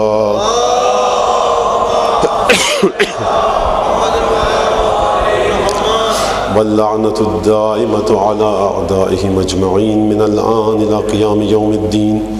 أما بعد فقد قال الله تبارك وتعالى في قرآنه المجيد وفرقانه الحميد وقوله الحق وهو أصدق الصادقين. أعوذ بالله من الشيطان الرجيم. إنما أمره إذا أراد شيئا أن يقول له كن فيكون. فسبحان الذي بيده ملكوت كل شيء وإليه ترجعون. صدق الله العلي العظيم. مل کر ایک دفعہ صلوات بھیجیے بلند آواز. توحید اور ارتقاء حیات انسانی کے حوالے سے آج ہماری یہ تیسری گفتگو ہے، تیسری مجلس ہے. کہاں تک ہماری گفتگو کا سلسلہ آج پہنچا ہے، کل اور پرسوں کی تقریر 2-3 جملوں میں اس کا خلاصہ عرض کر کے اور پھر آج کی گفتگو کی طرف ہم آئیں گے. اس سے پہلے کہ خلاصہ پیش کروں، آج ماشاءاللہ سے تعلیم یافتہ حضرات کا یہاں مجمع ہے اور مختلف خطبہ ذاکرین علماء کو آپ سن چکے ہیں. تو یقیناً ایک ذہن بن چکا ہوتا ہے. آیات اور روایات کے ضمن میں جب گفتگو کی جاتی ہے تو اس گفتگو سے نتیجہ نکالنے کا بھی آپ کو بحمدللہ سلیقہ آتا ہے اور اپنے ذہنوں میں اس گفتگو کو محفوظ کرنے کا طریقہ بھی آتا ہے. لیکن بہرحال کچھ ذہنوں میں یہ سوال آیا تو دیکھیے اب نوجوان جو یہاں موجود ہیں ان کے حوالے سے میں اس گفتگو کو کر رہا ہوں 2-3 جملوں میں، وہ سمجھ جائیں گے میری بات کو. جب دیکھیے ایک ایکویشن ڈرائیو کی جاتی ہے، جو بچے ہمارے کالج میں جاتے ہیں، یونیورسٹیز میں پڑھ رہے ہیں، تو جب ایکویشن ڈرائیو کی جاتی ہے، شروع ہوتا ہے سلسلہ، تو جو چیز آپ کو ثابت کرنی ہوتی ہے، پروف کرنی ہوتی ہے، وہ ڈرائیو کرنے کے دوران، ایکویشن کو ثابت کرنے کے دوران وہ ایکویشن گم ہو جاتی ہے. یہ بچے میری بات یقیناً سمجھ رہے ہوں گے. وہ ایکویشن کھو جاتی ہے اور جو بیچارہ 9ویں اور 10ویں جماعت کا طالب علم ہے، جب وہ تھیورم جیومیٹری کے پروف کر رہا ہوتا ہے تو ایک دفعہ پریشان ہو جاتا ہے کہ ثابت تو ہمیں یہ کرنا تھا لیکن وہ ایکویشن نظر نہیں آ رہی. لیکن جب آخری مرحلے پہ پہنچتا ہے وہ، تو یکایک خود بخود وہ ایکویشن کھل کے سامنے آ جاتی ہے. اگر آپ یہاں، میں دیکھ رہا ہوں نوجوان بچے اور دوست میرے بیٹھے ہیں، sine square theta plus cos square theta is equal to 1 جب آپ پروف کرتے ہیں تو بیچ میں وہ ایکویشن نظر نہیں آتی، کھو جاتی ہے. بچہ پریشان ہوتا ہے کہ اب ہوگا کیا، لیکن بہرحال اپنے اسٹیپس کو طے کرتے ہوئے، مدارج اور مراحل کو طے کرتے ہوئے، آخر میں جب بچہ وہ 3 نقطے لگاتا ہے ٹرائنگل کی شیپ میں، مثلث کی شیپ میں، اور پھر وہ کہتا ہے جی پروف ہو گئی، تو ایک دم سے اس کو دکھ جاتا ہے. شرط کیا ہے اس ایکویشن کے پروف کرنے کی، ڈیریویشن کے دوران، ڈرائیو کرنے کے دوران؟ وہ یہ کہ انسان تمام مراحل اور مدارج کو اپنے ذہن میں رکھے، سلسلہ گفتگو کو اپنے ہاتھ سے گم نہ ہونے دے. سلسلہ گفتگو جو گتھی ایک الجھ سی جاتی ہے بعض حضرات کے بقول، اسے الجھائے نہ بلکہ سلجھا کر اپنے ذہن میں رکھے. تو یقیناً گفتگو آپ کے ذہنوں میں رہے گی اور آپ کی سمجھ میں بھی آ جائے گا. ایسا نہیں ہوتا کہ حادثاتی طور پہ تصادفاً ایک دم سے بات کہیں نکل جاتی ہے، بلکہ وہ بات وہاں کرنا ضروری ہوتی ہے، کیونکہ تقریر ایک دیوار کی طرح ہے جس پہ ایک ایک اینٹ صحیح زاویے کے ساتھ رکھی جائے گی تو دیوار سیدھی کھڑی ہوگی. اگر ایک اینٹ بھی ٹیڑھی رکھ دی گئی تو وہ دیوار سیدھی کھڑی نہیں ہو سکتی. ہو سکتا ہے معمار جب ایک اینٹ کی ترقی اور تعمیر کے اندر ایک اینٹ کو نصب کرنے میں دقت سے کام لے، توجہ سے کام لے، تو ایک اناڑی آدمی جس کا معماری سے کوئی تعلق نہیں، وہ کہے گا بھائی کیا مسئلہ ہے، دیوار بنانی ہے، اینٹ پہ توجہ کیوں کر رہے ہو؟ تو معمار یہی جواب دے گا کہ دیکھیے اینٹ پہ اگر توجہ نہ کروں تو دیوار بھی نہیں بنے گی. تو یہ بہرحال اپنے ذہنوں میں رکھیے. کل میں نے عرض کیا تھا اور آپ میں سے بہت سے حضرات مسکرائے بھی تھے کہ دیکھیے غوطہ ضرور لگائیں گے ہم دریا میں، سمندر میں، اور نیچے جا کر تیریں گے، بہت دور نکل جائیں گے، لیکن نکلوں گا وہیں آپ کو لے کر جہاں سے میں نے غوطہ لگایا تھا. توحید اور حیات انسانی کا ارتقاء. اور اس حوالے سے دیکھیے جب حیات کی بات آتی ہے تو آج کے دیندار انسان کو تو کیا، بے دین کو بھی ڈارون کی تھیوری بہت متاثر کرتی ہے، پریشان کر دیتی ہے. لامارک کی تھیوری اسے پریشان کر دیتی ہے کہ صاحب یہ ہوا کیا ہم بندروں کی نسل سے ہیں؟ تو یہ آئے گا، یہ سلسلہ گفتگو بھی، اس کو بھی میں چھیڑوں گا کسی حد تک اور اشارے کے ساتھ گزر جاؤں گا، کیونکہ بہرحال یہ ہمارے موضوع سے اس کا کسی حد تک تعلق ہے. میں اس لیے بتا دینا چاہتا ہوں کہ میں اپنی گفتگو کو وہاں تک لے کے جاؤں گا، اور اس دوران اگر کسی کے ذہن میں سوال آئے کہ مولانا کہاں اپنی گفتگو کو لے کر جا رہے ہیں، تو یہ ابھی سے میں نے بتلا دیا، کیونکہ مجھے وہاں پہنچنا ہے. اس لیے راستے میں اگر تھوڑی سی کجی آئے تو آپ اسے کجی پر محمول مت کیجیے گا، بلکہ راستہ ہمارا بالکل سیدھا ہے، صراط مستقیم. ایک صلوات بھیجیے محمد علیہ. میں جس آیت کو میں نے سرنامہ کلام کے طور سے منتخب کیا تھا اس آیت تک میں نہیں پہنچ سکا، کیونکہ اس آیت کی تمہیدی گفتگو اتنی زیادہ ہے کہ اس آیت پر شاید ہم کل یا پرسوں یا ہو سکتا ہے آج گفتگو کے آخری مرحلے میں پہنچ جائیں. اس آیت کو میں بتاؤں اور ترجمہ اس کا آپ کے سامنے پیش کروں پڑھ کے، پھر گفتگو کے سلسلے کو ہم آگے بڑھاتے ہیں. سورہ یاسین کی آخری 2 آیتوں کو میں نے سرنامہ کلام کے طور سے ان کا انتخاب کیا ہے. انما امرہ اذا اراد شیئا ان یقول لہ کن فیکون. دیکھو صرف یہ ہے، اس کے علاوہ کوئی اور چیز نہیں، کہ خدا کا امر یہ ہے، خدا کا کام اس طرح سے ہوتا ہے کہ انما امرہ، خدا کا امر یہ ہے، اس کے علاوہ اور کچھ نہیں ہے. اذا اراد شیئا، جب خدا کسی چیز کا ارادہ کرتا ہے تو کیا کہتا ہے؟ یقول لہ کن فیکون. جیسے ہی کہتا ہے کن ہو جا، وہ ہو جاتی ہے. امام سے پوچھا گیا مولا کیا خدا کن کہتا ہے جب ہوتی ہے؟ تو معصوم نے فرمایا دیکھو یہ کن تم لوگوں کو سمجھانے کے لیے عبارت میں اس مطلب کو، اس مقولے کو ڈھالنے کے لیے خدا نے کن کا لفظ استعمال کیا، ورنہ خدا کے یہاں کن کا کوئی تصور نہیں، ادھر اس نے ارادہ کیا اور چیز ہو جاتی ہے۔ خدا کے ارادے اور چیز کے موجود ہونے کے درمیان کوئی فاصلہ نہیں ہوتا۔ اگر خدا تمہیں سمجھانا چاہتا کہ دیکھو ہمارے ارادے اور چیز کے ہونے کے درمیان کوئی فاصلہ نہیں تو بتاؤ سمجھاتا کیسے؟ خدا کو سہارا لینا پڑا ان الفاظ کا۔ خدا کی جانب سے حکمت ہے اس سہارے کی، ہماری ضرورت ہے۔ خدا کے بارے میں کبھی یہ نہ کہہ دیجیے گا کہ اسے ضرورت ہے، جو کہے کہ خدا کو ضرورت ہے یہ شرک ہے۔ خدا کی حکمت کا تقاضا ہے، ہماری احتیاج اور ضرورت کا تقاضا ہے۔ انما امرہ اذا اراد شیئا ان یقول له کن فیکون۔ یہ حیات الہی ہے، پروردگار کو کہتے ہیں نا اللہ لا الہ الا هو الحی القیوم، وہ حی ہے۔ صاحب وہ ایسا حی ہے، وہ ایسا زندہ ہے، اس کی زندگی، اس کی حیات کا مرحلہ یہ ہے۔ اب یہ مرحلہ کہنا بھی غلط ہے، اسلامی اعتقادات کی روح سے، نہج البلاغہ کی روح سے، اصول کافی کی روح سے، وہ توحید جو چھٹے اور پانچویں امام نے سکھائی اس کی روح سے، اور مختصر الفاظ میں کہوں کہ وہ توحید جو فاطمہ زہرا کے دروازے سے ہمیں سکھائی گئی ہے، وہ توحید جو پنجتن کے دروازے سے ہمیں جس توحید کا درس ملا ہے، اس توحید کے مطابق یہ کہنا بھی غلط ہے کہ حیات پروردگار کا مرحلہ کیا ہے۔ حیات پروردگار کے مرحلے کا ہم تعین نہیں کر سکتے، لیکن دیکھیے اس کی حیات کا مرحلہ یہ ہے، وہ کہتا ہے ہو جا، ہو جاتی ہے۔ فسبحان الذی، بس خدا کی جب صفت یہ ہے، خدا کی خصوصیت یہ ہے، فسبحان الذی بیدہ ملکوت کل شیء، پاک ہے وہ ذات کہ جس کے ہاتھ میں ہر چیز کا ملکوت ہے۔ اور دیکھو توجہ کرنا، وَإِلَيْهِ تُرْجَعُونَ، اور تمہیں اسی ذات کی طرف لوٹ کر جانا ہے۔ تو پریشان مت ہو جانا معرفت الہی کی منزلوں میں قدم بڑھاتے ہوئے، احکامات الہی پر عمل کرتے ہوئے، خدا کے احکامات کے مطابق زندگی کو بسر کرتے ہوئے کبھی ڈرنا مت، کبھی گھبرانا مت، اہل بیت کی معرفت کے راستوں پر قدم بڑھاتے ہوئے گھبرانا مت۔ یہ 4 روزہ زندگی گزر جائے گی، اگر تمہیں کوئی بھی کام دنیا میں کرنا ہے تو اس ذات کو نظر میں رکھ کے کرو کہ جس کی جانب تمہیں لوٹ کر جانا ہے۔ کیوں؟ فسبحان الذی بیدہ ملکوت کل شیء، ہر چیز کا خزانہ اسی پروردگار کے ہاتھ میں ہے۔ اگر رزق کی وسعت چاہیے اسی سے مانگو، اولاد چاہیے اسی سے مانگو، دنیا میں جو جو مشکل اور پریشانیاں ہیں اسی سے مانگو، کیونکہ غیب کے خزانے اس کے پاس ہیں۔ غیب کے خزانے اس کے پاس ہیں۔ یہی وجہ تھی کہ ہم نے جب اس موضوع کا انتخاب کیا، توحید اور ارتقاء حیات انسانی، تو ان 2 آیتوں کا انتخاب کیا۔ کیوں؟ کیونکہ انہی آیتوں کے ذیل میں اور ضمن میں گفتگو کرتے ہوئے ہمیں نتائج تک پہنچنا ہے۔ یہ آیت اور یہ اس کا ترجمہ دیکھیے، جب حیات کی بات آتی ہے تو انسان سمجھتا تھا کسی زمانے میں کہ صرف انسان اور حیوانات ہی جاندار ہیں، انسان اور حیوانات ہی جاندار ہیں۔ لیکن علوم نے ترقی کی، سائنس نے ترقی کی، مغربی سائنسدانوں نے تو یہ کہا کہ ابھی 17ویں صدی کی بات ہے کہ جب ولیم ہاروے نے صاحب، جہاں تک مجھے یاد پڑتا ہے، کہ دوران خون کو، گردش خون کو دریافت کیا، تو ہمارا بچہ جو 9ویں جماعت میں جاتا ہے ایک دفعہ اس کا منہ کھل جاتا ہے حیرت کے مارے کہ صاحب یہ 16ویں اور 17ویں صدی میں دریافت ہوا جریان خون، یہ خون کی گردش، جناب امام حسن مجتبی علیہ السلام۔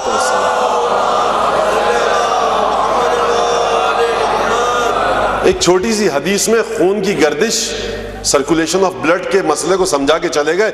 دیکھو سرک دمک فلا تجرین الا فی اوداجک، تیری زندگی کا راز تیرے خون کی مانند ہے، خبردار اپنے راز کو اپنے خون کی مانند اپنی ہی رگوں میں گردش دیتا رہے۔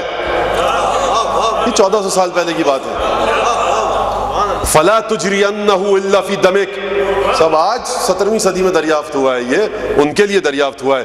ہمارے لیے کہ جو تمسک رکھتے تھے نہج البلاغہ سے، جو تمسک رکھتے ہیں اصول کافی سے، جو تمسک رکھتے ہیں خانوادہ نبوت اور رسالت سے، ان کے لیے یہ بات 1400 سال پرانی ہے۔ 17ویں صدی میں اس کے لیے جس نے پڑھا ہو، وہاں سے دیکھا ہو۔ میں سائنس کی ترقی کا منکر نہیں ہوں، انکار نہیں کرنا چاہتا، بہت خدمت کی ہے، بہت بڑے بڑے سائنسدان ہیں۔ یہ جو آج ہال یہاں کا روشن ہے، یہ ایک بیچارے سائنسدان کی وجہ سے ہے جس کا نام آپ مجھ سے بہتر جانتے ہیں۔ تو انہوں نے کام کیا ہے، لیکن ایسا نہیں کہ ہماری روایات میں جدید علوم کے بارے میں کوئی آگاہی نہیں دی گئی، نہیں صاحب ہے، مسئلہ ہے کہ نکالنے کی بات ہے، دیکھنے کی بات ہے، توجہ کی بات ہے۔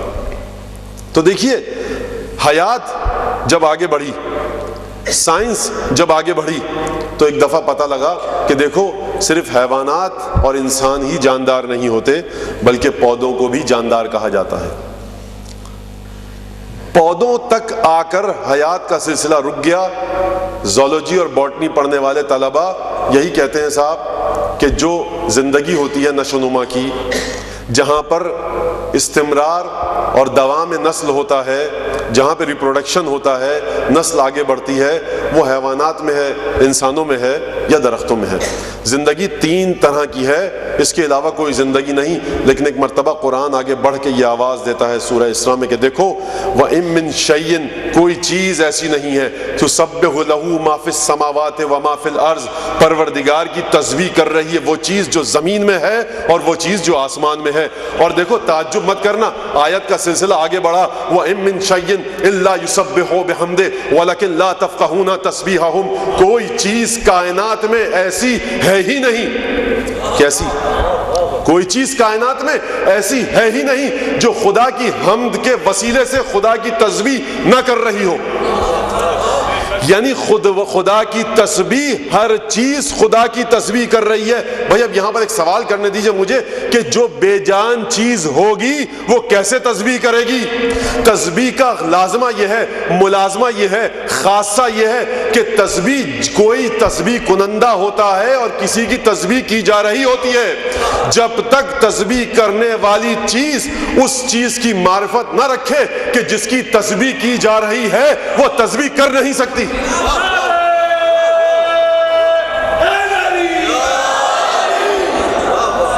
ہر چیز عجیب مرحلہ ہے۔ اب دیکھیے یہاں پر پروردگار کی حیات سے جو حیات متصل ہو جائے، جو خدا کی حیات سے جس کی حیات متصل ہو جائے، ایک دفعہ اعلان ہوتا ہے زبان عصمت سے، لسان عصمت اور طہارت سے کہ دیکھو تم نے قرآن میں پڑھا وَإِن مِّن شَيْءٍ إِلَّا يُسَبِّحُ بِحَمْدِهِ وَلَكِن لَا تَفْقَهُونَ تَسْبِيحَهُمْ، کوئی چیز ایسی ہے ہی نہیں جو خدا کی تسبیح نہ کر رہی ہو۔ اگر پتھر ہیں وہ تسبیح کر رہے ہیں، اگر سمندر ہیں وہ تسبیح کر رہے ہیں، اگر حیوانات ہیں وہ تسبیح کر رہے ہیں، اگر انسان ہیں وہ تسبیح کر رہے ہیں۔ حتیٰ روایت میں کہا گیا دیکھو جو جانور مویشی جنہیں تم استعمال کرتے ہو، گاڑیوں کے آگے اپنے جوت کر انہیں چلاتے ہو، کبھی گھوڑے کی صورت میں، کبھی مختلف حیوانات کی صورت میں، خبردار امام نے فرمایا اس کے منہ پر کبھی تماچا نہ مارنا، یہ بھی تسبیح کر رہا ہے۔ دنیا آج حیوانوں کے حقوق کی بات کر رہی ہے، 1400 سال پہلے معصوم فرما کر چلے گئے دیکھو جانور کے منہ پر تماچا مت مارو، اس کی طاقت سے زیادہ بوجھ مت لادو، جب بھی کسی منزل پر سفر کے دوران اترو اس سے پہلے کہ تم کھانا کھاؤ جانور کو پانی پلاؤ۔ یہ وَإِن مِّن شَيْءٍ إِلَّا يُسَبِّحُ بِحَمْدِهِ لیکن وَلَكِن لَا تَفْقَهُونَ تَسْبِيحَهُمْ، تم ان تمام چیزوں کی ایک ایک شے جو کائنات میں خدا کی تسبیح کر رہی ہے تم اس کی تسبیح سمجھ نہیں سکتے۔ ادھر یہ کہا قرآن نے، ادھر امام نے فرمایا، چھٹے امام نے، دیکھو وَإِن مِّن شَيْءٍ، کوئی چیز ایسی نہیں ہے، مَا مِن شَيْءٍ، کوئی چیز ایسی خدا نے پیدا ہی نہیں کی، إِلَّا وَأَمَرَهُ بِطَاعَتِنَا، کہ جسے ہماری اطاعت کا حکم نہ دیا گیا ہو۔ کائنات کی ہر چیز مطیع ہے، اطاعت کے دائرے میں ہے۔ امام کی کیوں امام کی اطاعت کے دائرے میں ہے؟ کیونکہ امام کی اطاعت، معصوم کی اطاعت، سرکار ختمی مرتبت کی اطاعت اور حیات متصل ہے پروردگار کی حیات سے۔ جب پروردگار کی حیات کا مرحلہ یہ ہے کہ دیکھو انما امرہ اذا اراد شیئا ان یقول له کن فیکون، جب کہتا ہے پروردگار وہ ہو جاتا ہے۔ تو ہمارا وہ نبی، ہمارا وہ حبیب جو تمام عالمین کے لیے جسے ہم نے رحمت بنا کر بھیجا، اس کی رحمت ہماری رحمت سے متصل، اس کی حیات ہماری حیات سے متصل، اس کی زندگی ہماری زندگی سے متصل۔ ہم کہتے ہیں ہو جا، ہو جاتی ہے، یہ بھی کہے گا ہو جا، ہو جائے گی۔ اشارہ کرے گا چاند دو ٹکڑے ہو جائے گا، اشارہ کرے گا درخت چلتا ہوا آ جائے گا، اشارہ کرے گا درخت پیچھے چلا جائے گا، سنگریزوں کو ہاتھ میں اٹھائے گا، سنگریزے تسبیح پڑھیں گے۔ کیا سنگریزوں نے اس وقت تسبیح پڑھی جب سرکار رسالت مآب نے سنگریزوں کو ہاتھ میں اٹھایا؟ نہیں، سرکار کا کام یہ تھا صرف کہ اپنے دست قدرت سے، اپنی طاقت اعجاز کے ذریعے سے ان کی تسبیح کو آشکار کر دیا۔ وہ جو قرآنی آیت کا آدھا ٹکڑا تھا نا، وَلَكِنْ لَا تَفْقَهُونَ تَسْبِيحَهُمْ، تو تم ان کی تسبیح نہیں سمجھ سکتے۔ تو دست محمدی میں جب وہ سنگریزے آئے تو سرکار نے وَلَكِنْ لَا تَفْقَهُونَ تَسْبِيحَهُمْ کے ٹکڑے کو استثناء کیا اور ایسا کام کیا کہ یہ سنگریزے جو مسلسل تسبیح پروردگار میں مشغول تھے، ایک دفعہ ان کی تسبیح آشکار ہو گئی، کھل کے سامنے آ گئی۔ یہ اشارہ کرے تو کیا ہو جائے اور کیا نہ ہو، کیا ہو اور کیا نہ ہو۔ خدا طول عمر دے اس دور کے ایک عالم کو، اور خدا صحت و سلامتی دے انہیں، طول عمر دے۔ عجیب جملہ کہا، اب یہ بات یہاں تک آ گئی ہے تو میں یہ بتا دوں کہ مراجع تقلید میں سے ہیں، کہا کہ اب یہ بریکٹ میں رکھیے گا، میں اس بات کو عرض کر کے پھر آگے بڑھ جاؤں گا، کہ امامت کی طاقت کا تم کیا اندازہ کر سکتے ہو؟ امامت کو چھوڑو، وہ جو خمسہ کسا ہیں، اصحاب کسا ہیں، اس میں جناب سیدہ کی طاقت کا تمہیں کیا اندازہ؟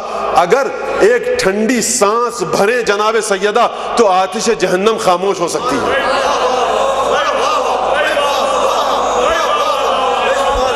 اب یہ بات نہیں ہے کہ جوش عقیدت میں آ کر میں نے کہہ دیا، یہ قرآن سے اس پر گفتگو ہوگی۔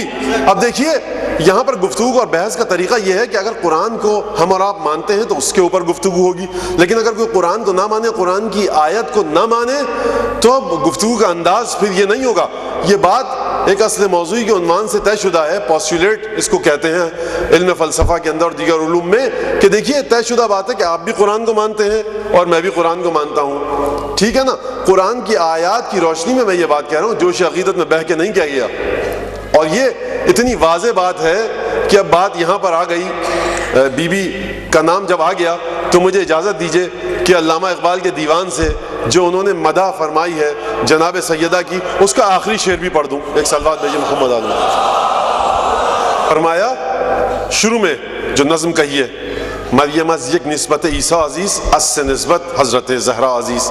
اگر مریم کو آبرو اور عزت ملی ہے عیسیٰ کی وجہ سے، تو فاطمہ زہرا میں ایسی 3 خصوصیات ہیں۔ مریم ایک خصوصیت کی وجہ سے آبرو مند ہے، فاطمہ زہرا کے پاس ایسی 3 خصوصیات ہیں۔ گفتگو بڑھا، شعر کا سلسلہ آگے بڑھا، اور جو آخری شعر کہا ہے نا، تو میری درخواست ہے کہ یقیناً اگر توہین رسالت کا مقدمہ چلانا ہے، اگر شرک کا مقدمہ چلانا ہے، اگر کافر کہنا ہے، تو علامہ اقبال سب سے زیادہ شائستہ اور مناسب ہے کافر کہلوانے کے لیے۔ یہ جو شعر کہا ہے،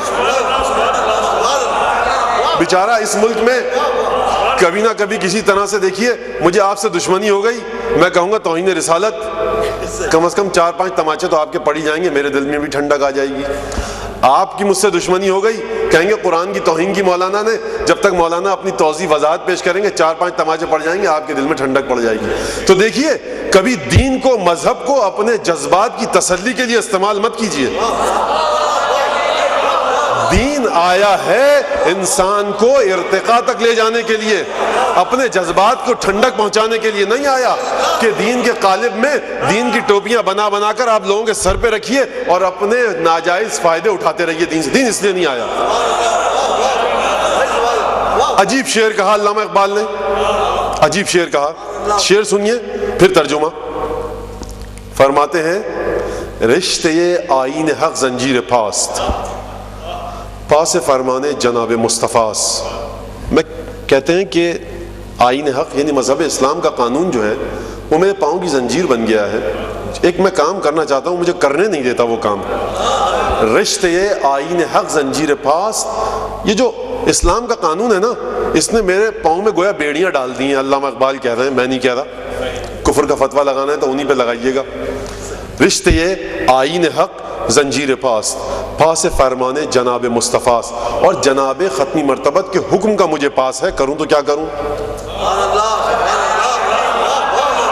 سرکار محمد مصطفیٰ صلی اللہ علیہ وآلہ وسلم،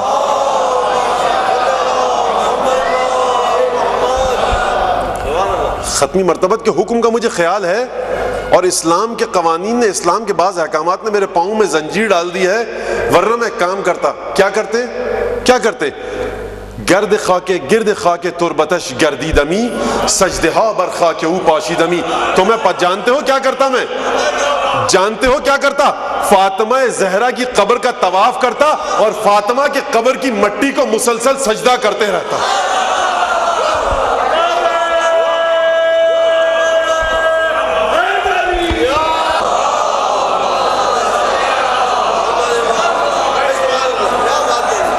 بھائی آپ جب اقبال کو پڑھتے ہیں تو توجہ کیجئے گا، کون اقبال؟ فلسفہ خودی اور اسرار خودی کا مالک اقبال، وہ جس نے مولانا روم کے خیالات کو اردو زبان میں ڈھالا، وہ اقبال. وہ اس اقبال کی بات کر رہا ہوں میں، اس اقبال کی بات نہیں کر رہا کسی ایسے اقبال کو آپ جانتے ہیں کہ جس نے صاحب قرارداد پاکستان پیش کی، بس اس حد تک اقبال نہیں. اقبال کے سیاسی پہلو سے مجھے کوئی کام نہیں ہے. میں کہنا چاہتا ہوں کہ وہ جو فلسفہ خودی، اسرار خودی، وہ جس کی نظر مغربی فلسفے پر ہے، جو جرمنی کی یونیورسٹیز میں تعلیم حاصل کر چکا ہے، جو مثنوی مولانا روم کو پڑھ چکا ہے، اس اقبال کی بات کر رہا ہوں کہ وہ بیتاب ہے فاطمہ زہرا کی قبر کا طواف کرنے کے لیے، وہ بیتاب ہے فاطمہ زہرا کی قبر کی مٹی کو سجدہ کرنے کے لیے.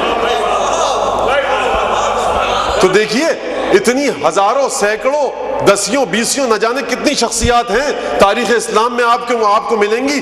کسی کے بارے میں اقبال نے یہ نہیں کہا کہ میں اس کی قبر پر سجدہ کرتا، میں اس کی قبر پر سجدہ کرنے کے لیے بیتاب ہوں، میں اس کی قبر کا طواف کرنا چاہتا ہوں.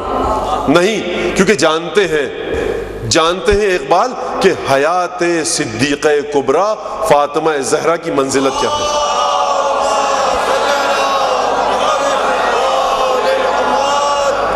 اور اسی لیے جب اقبال نے مذمت کی تو تمام چیزوں کو چھوڑ کر، جو میں نے سب سے پہلے دن آپ کے سامنے شعر پڑھا تھا، یہی شیخ حرم ہے جو چرا کر بیچ کھاتا ہے، گلی میں بوزر و دلق اویسو چادر زہرا. تو جناب فاطمہ کی ایک عجیب حیثیت ہے، ایک عجیب منزلت ہے علامہ اقبال کی نظر میں. تو دیکھیے ترقی کی سائنس نے، دوبارہ میں آ جاؤں اسی طرف، بات آ گئی تو یہ ضروری سمجھا میں نے بتانا. حیات نباتات ہے، حیات جمادات ہے، حیات حیوانات ہے، حیات انسان ہے. یہی ہے نا. دیکھیے پتھر ہے بے جان. اب یہاں سے گفتگو کا وہ سلسلہ یہاں سے شروع ہو رہا ہے کہ یہاں سے ہمیں ان ہستیوں کو پہچاننا اور پہچانوانا ہے کہ جن کی حیات سرکار ختمی مرتبت کی حیات سے متصل ہے، جن کی حیات اس مرحلے پر ہے کہ جس مرحلے پر حیات کن فیکون ہے. یہ دیکھنا ہے نا ہمیں. ہم تو یہ نہیں کہہ رہے آپ سے کہ آپ زبردستی سے قبول کیجئے. یہاں پر آیات پڑھی جائیں گی، احادیث پڑھی جائیں گی، نتیجہ دیا جائے گا. مرضی آپ کی صاحب کہ آپ مانیے یا نہ مانیے، مرضی ہے آپ کی. کوئی یہاں پر تشدد، جبر کا کوئی سلسلہ نہیں ہے، کیونکہ یہ اس گھرانے کی بات ہے کہ جس گھرانے کے بچوں سے جب بھی کوئی سوال کیا گیا انہوں نے کبھی کفر کا ٹھپا نہیں لگایا، جواب دیا ہے. ابو شاکر دیسانی آتا ہے، ابو شاکر دیسانی چھٹے امام کی خدمت میں گفتگو کرتا ہے، یا جعفر ابن محمد، اے جعفر ابن محمد دلنی علی معبودک، مجھے ذرا اس کے بارے میں بتاؤ کہ جس کی تم عبادت کرتے ہو، ثابت کرو خدا کو. اب بھائی دیکھیے، اگر یہ ہستی نہ ہوتی خانوادہ رسالت سے، کہتی ارے تجھے خدا کے وجود کا نہیں پتا، کافر ہو گیا، نجس، باہر نکل جا. لیکن یہ ہے وارث علم نبی. اس کی ذمہ داری یہ ہے کہ انسان کو کفر کی گہرائیوں سے نکال کر اسلام اور ایمان کے اوج تک پہنچائے. اس کی ذمہ داری یہ ہے کہ انسانی حیات کو انحطاط سے نکال کر ارتقاء تک پہنچائے. تو جس کی ذمہ داری ارتقاء تک پہنچانا ہوتی ہے نا، وہ ٹھپے لگاتا نہیں پھرتا ہے، دلیل کے ذریعے گفتگو کرتا ہے. کہا کہ اچھا ٹھیک ہے، اچھا تم چاہتے ہو کہ خدا تک تمہاری رہنمائی کروں، صحیح. اب دیکھیے کتنی سادی لیکن کتنی مشکل بات کی، سہل ممتنع، کتنی سادی اور کتنی مشکل بات کی سرکار امام جعفر صادق علیہ الصلوۃ والسلام نے.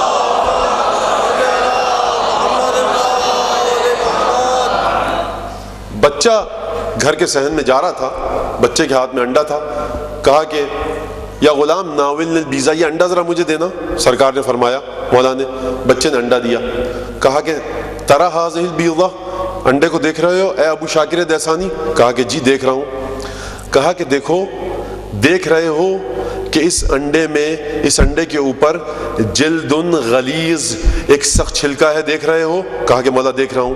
وتحت الجلد الغلیظ جلد رقیق, اس چھلکے کے نیچے ایک پتلی سی جھلی ہے, اسے بھی تمہیں پتا ہے نا وہ ہے, دیکھ تو نہیں رہے ہو لیکن جانتے ہو نا انڈے کے چھلکے کے نیچے ایک پتلی سی جھلی ہوتی ہے, ایک میمبرین ہوتی ہے. کہا کہ مولا ہاں جانتا ہوں.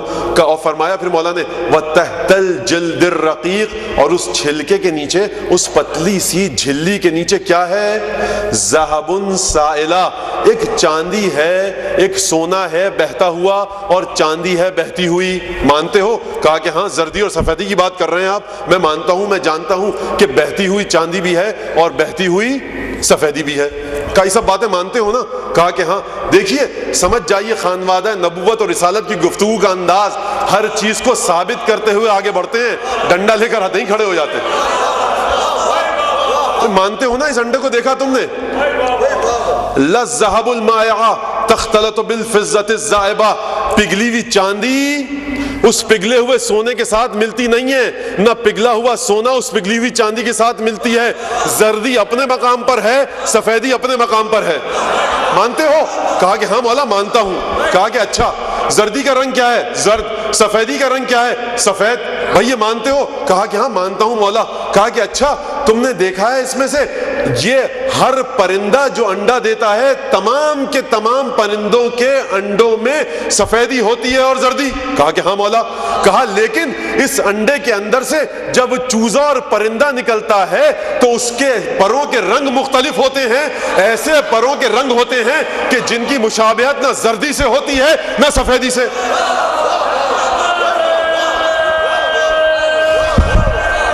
انہو مثلو الوان الطیر والتواویس, تم نے دیکھا مور بھی اسی انڈے میں سے نکلتا ہے, کتنے خوشنما رنگ ہوتے ہیں. کبوتر بھی اسی میں سے نکلتا ہے, مرغی بھی اسی میں سے نکلتی ہے. دنیا کے تمام پرندے تو چھوڑو, بعض رینگنے والے جانور تک انڈے دیتے ہیں. عجیب مسئلہ ہے کہ حیات کا, کہ انڈے میں سے حیات نکل رہی ہے.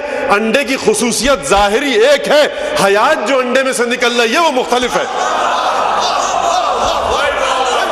مجھے ذرا یہ بتائیے کہ کس درسگاہ میں, کس یونیورسٹی میں, کس جامعہ میں جا کر چھٹے امام نے علم حاصل کیا؟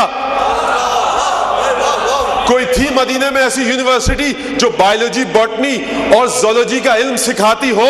اگر سکھاتی ہو تو مجھے بتائیے ایک دن کے لیے بھی کبھی سرکار جعفر ابن محمد وہاں گئے ہو؟ یہ کون سا علم ہے؟ جب مولانا یہاں تک گفتگو کر لی تو پھر اس کے بعد مجھ سے ایک سوال پوچھا, اترا لہا مدبرن, کیا تم نے دیکھا ہے کسی تدبیر کرنے والے کو کہ جو انڈوں کا خیال رکھے, اس میں باہر سے مختلف رنگ بھرے تاکہ مختلف رنگوں کے پروں کے ساتھ پرندے نکلیں؟ جب مولا نے مجھ سے یہ سوال کیا نا تو روایت کے جملے ہیں فَأَطْرَقَ مَلِيًّا, اس نے سر جھکا لیا اپنا, لاجواب ہو گیا. کرے تو کیا کرے؟ سرکار بھی بیٹھے رہے, ابو شاکر دیسانی بھی بیٹھا رہا سر جھکا کر. کچھ ثانیے, کچھ دقیقے, کچھ لمحے گزرے, سر اٹھایا, عجیب جملہ کہا, اشہد ان لا الہ الا اللہ واشہد ان محمدن عبدہ ورسولہ واشہد انک, اور گواہی دیتا ہوں خدا ایک ہے, محمد اس کے رسول ہیں, اور گواہی دیتا ہوں کہ آپ محمد مصطفیٰ کے وارث ہیں.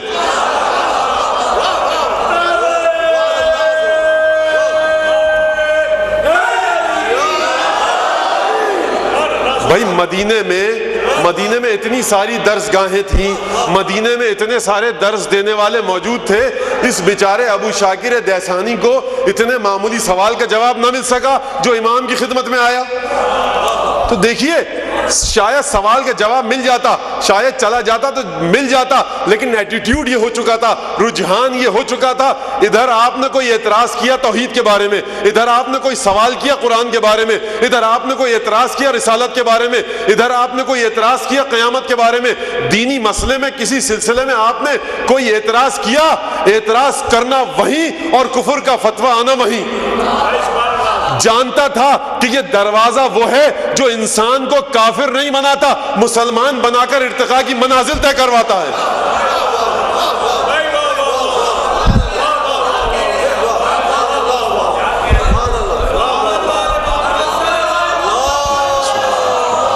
حیات جمادی کی. جمادات پتھر بے جان، ان کے بعد کس کی حیات ہے؟ جمادات ہے کیا؟ جہاں رکھ دیا وہیں پڑے رہ گئے. لیکن خدا کے حساب سے، خدا کی کتاب کے مطابق وَإِن مِّن شَيْءٍ إِلَّا يُسَبِّحُ بِحَمْدِهِ. اب وقت بہت کم رہ گیا ہے، مجھے اجازت دیجیے کہ میں جلدی جلدی گفتگو کی منازل کو طے کروں. وَإِن مِّن شَيْءٍ إِلَّا يُسَبِّحُ بِحَمْدِهِ. ہر چیز اس کی تسبیح کر رہی ہے. ہم کہتے ہیں پتھر بے جان ہے، جہاں رکھ دیا بس جگہ گھیرتا ہے، جہاں رکھ دیا پڑا رہتا ہے. لیکن کیمیکل ڈیکمپوزیشن اگر ہو، کیمیائی شکست و ریخت ہو تو اس کے بعد یہ ٹوٹ جائے، لیکن اس میں اپنی کوئی طاقت نہیں. اچھا، پتھر کی حیات کے بعد کس کی حیات ہے؟ وہ حیات جس میں نشو و نما ہے. پودوں کی، گیاہ، نباتات کی حیات ہے. نباتات کی حیات کے بعد کس کی حیات ہے؟ نباتات کی حیات کے بعد حیوانات کی حیات ہے. نباتات کیا ہیں؟ جہاں آپ نے گاڑ دیا وہیں پر بڑھتے رہیں گے.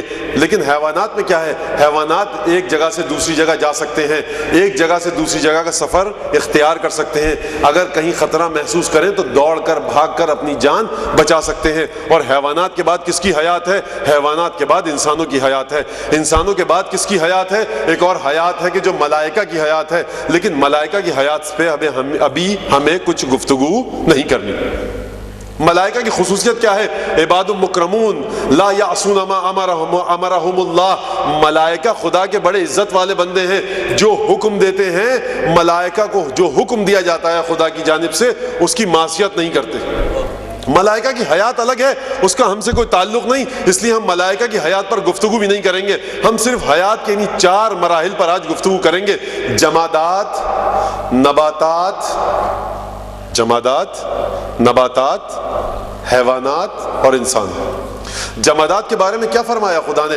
عجیب مرحلہ ہے. سورہ بقرہ میں فرمایا، دیکھو ثم قست قلوبکم من بعد ذلک فہی کالحجارۃ او اشد قسوہ. بنی اسرائیل کے بارے میں اس کے بعد تم نے اتنے معجزے دیکھ لیے ہمارے، لیکن اس کے بعد بھی ثم قست قلوبکم من بعد ذلک، معجزات دیکھنے کے باوجود بھی تمہارے دل پتھر کی طرح ہو گئے. لیکن دیکھو پتھر سخت ہوتے ہیں. اب عجیب انداز سے پروردگار نے گفتگو شروع کی، ثم قست قلوبکم من بعد ذلک فہی کالحجارۃ او اشد قسوہ. تم بنی اسرائیل کے دل پتھروں کی مانند سخت ہیں. بلکہ خدا کا قرآن کہہ رہا ہے کہ نہ صرف پتھروں کی مانند سخت ہیں بلکہ اس سے بھی کہیں سخت ہیں. دل ہیں انسانوں کے، لیکن جب انحطاط کے مرحلے پر اسی انسان کا دل آتا ہے تو پتھر سے بھی زیادہ پست مقام پر پہنچ جاتا ہے. فہیا کالحجارۃ او اشد قسوہ وان من الحجارۃ لما يتفجر منه الانہار وان منها لما يشقق فيخرج منه الماء وان منها لما يهبط من خشیۃ اللہ وما اللہ بغافل عما تعملون. دیکھو پتھروں کی حالت یہ ہوتی ہے کہ بعض پتھر خدا کی خشیت سے ٹوٹ جاتے ہیں، بعض پتھر ایسے ہوتے ہیں کہ ان میں سے پانی رسنے لگتا ہے، بعض پتھر ایسے ہوتے ہیں کہ چشمہ پھوٹ پڑتا ہے، لیکن تمہارے دل ان پتھروں سے بھی زیادہ پست ہیں. بڑی توجہ کیجئے گا. حیات جمادی ہے یہی پتھر، حیات جمادی ہے، لیکن اسی انسان کا دل معصیت الہی کے نتیجے میں اتنا سخت ہو جاتا ہے کہ پتھروں کو پیچھے چھوڑ جاتا ہے. وہ انسان جسے ارتقاء کی منازل طے کرنی تھی، فرشتوں سے آگے جانا تھا، خدا کا قرآن یہ کہہ رہا ہے کہ اے انسان تیرا دل اتنا نیچے آ گیا کہ پتھروں سے بھی زیادہ انحطاط کا شکار ہو گیا. پتھروں میں کچھ ایسے ہیں کہ جو خدا کے خوف سے ٹوٹ جاتے ہیں. پتھروں میں کچھ ایسے ہیں کہ جن میں سے چشمے پھوٹ پڑتے ہیں، مٹی بن جاتے ہیں بعض پتھر. اور عرض کروں، بعض مٹیوں کی، بعض پتھروں کی خصوصیت یہ ہوتی ہے کہ بظاہر دیکھنے میں مٹی ہے، لیکن کسی ولی خدا کا خون گر جائے تو خاک شفا بن جاتی ہے.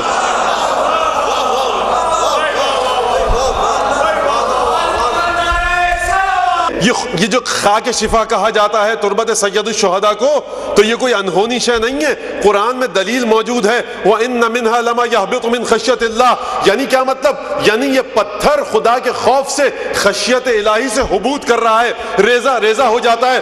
بھائی پتھر میں معرفت ہوگی تو وہ ریزہ ریزہ ہوگا نا. اس کا مطلب ہے پتھروں کی بھی خدا کی بارگاہ میں، خدا کے قرآن کے مطابق پتھر، ہر پتھر پتھر نہیں ہوتا.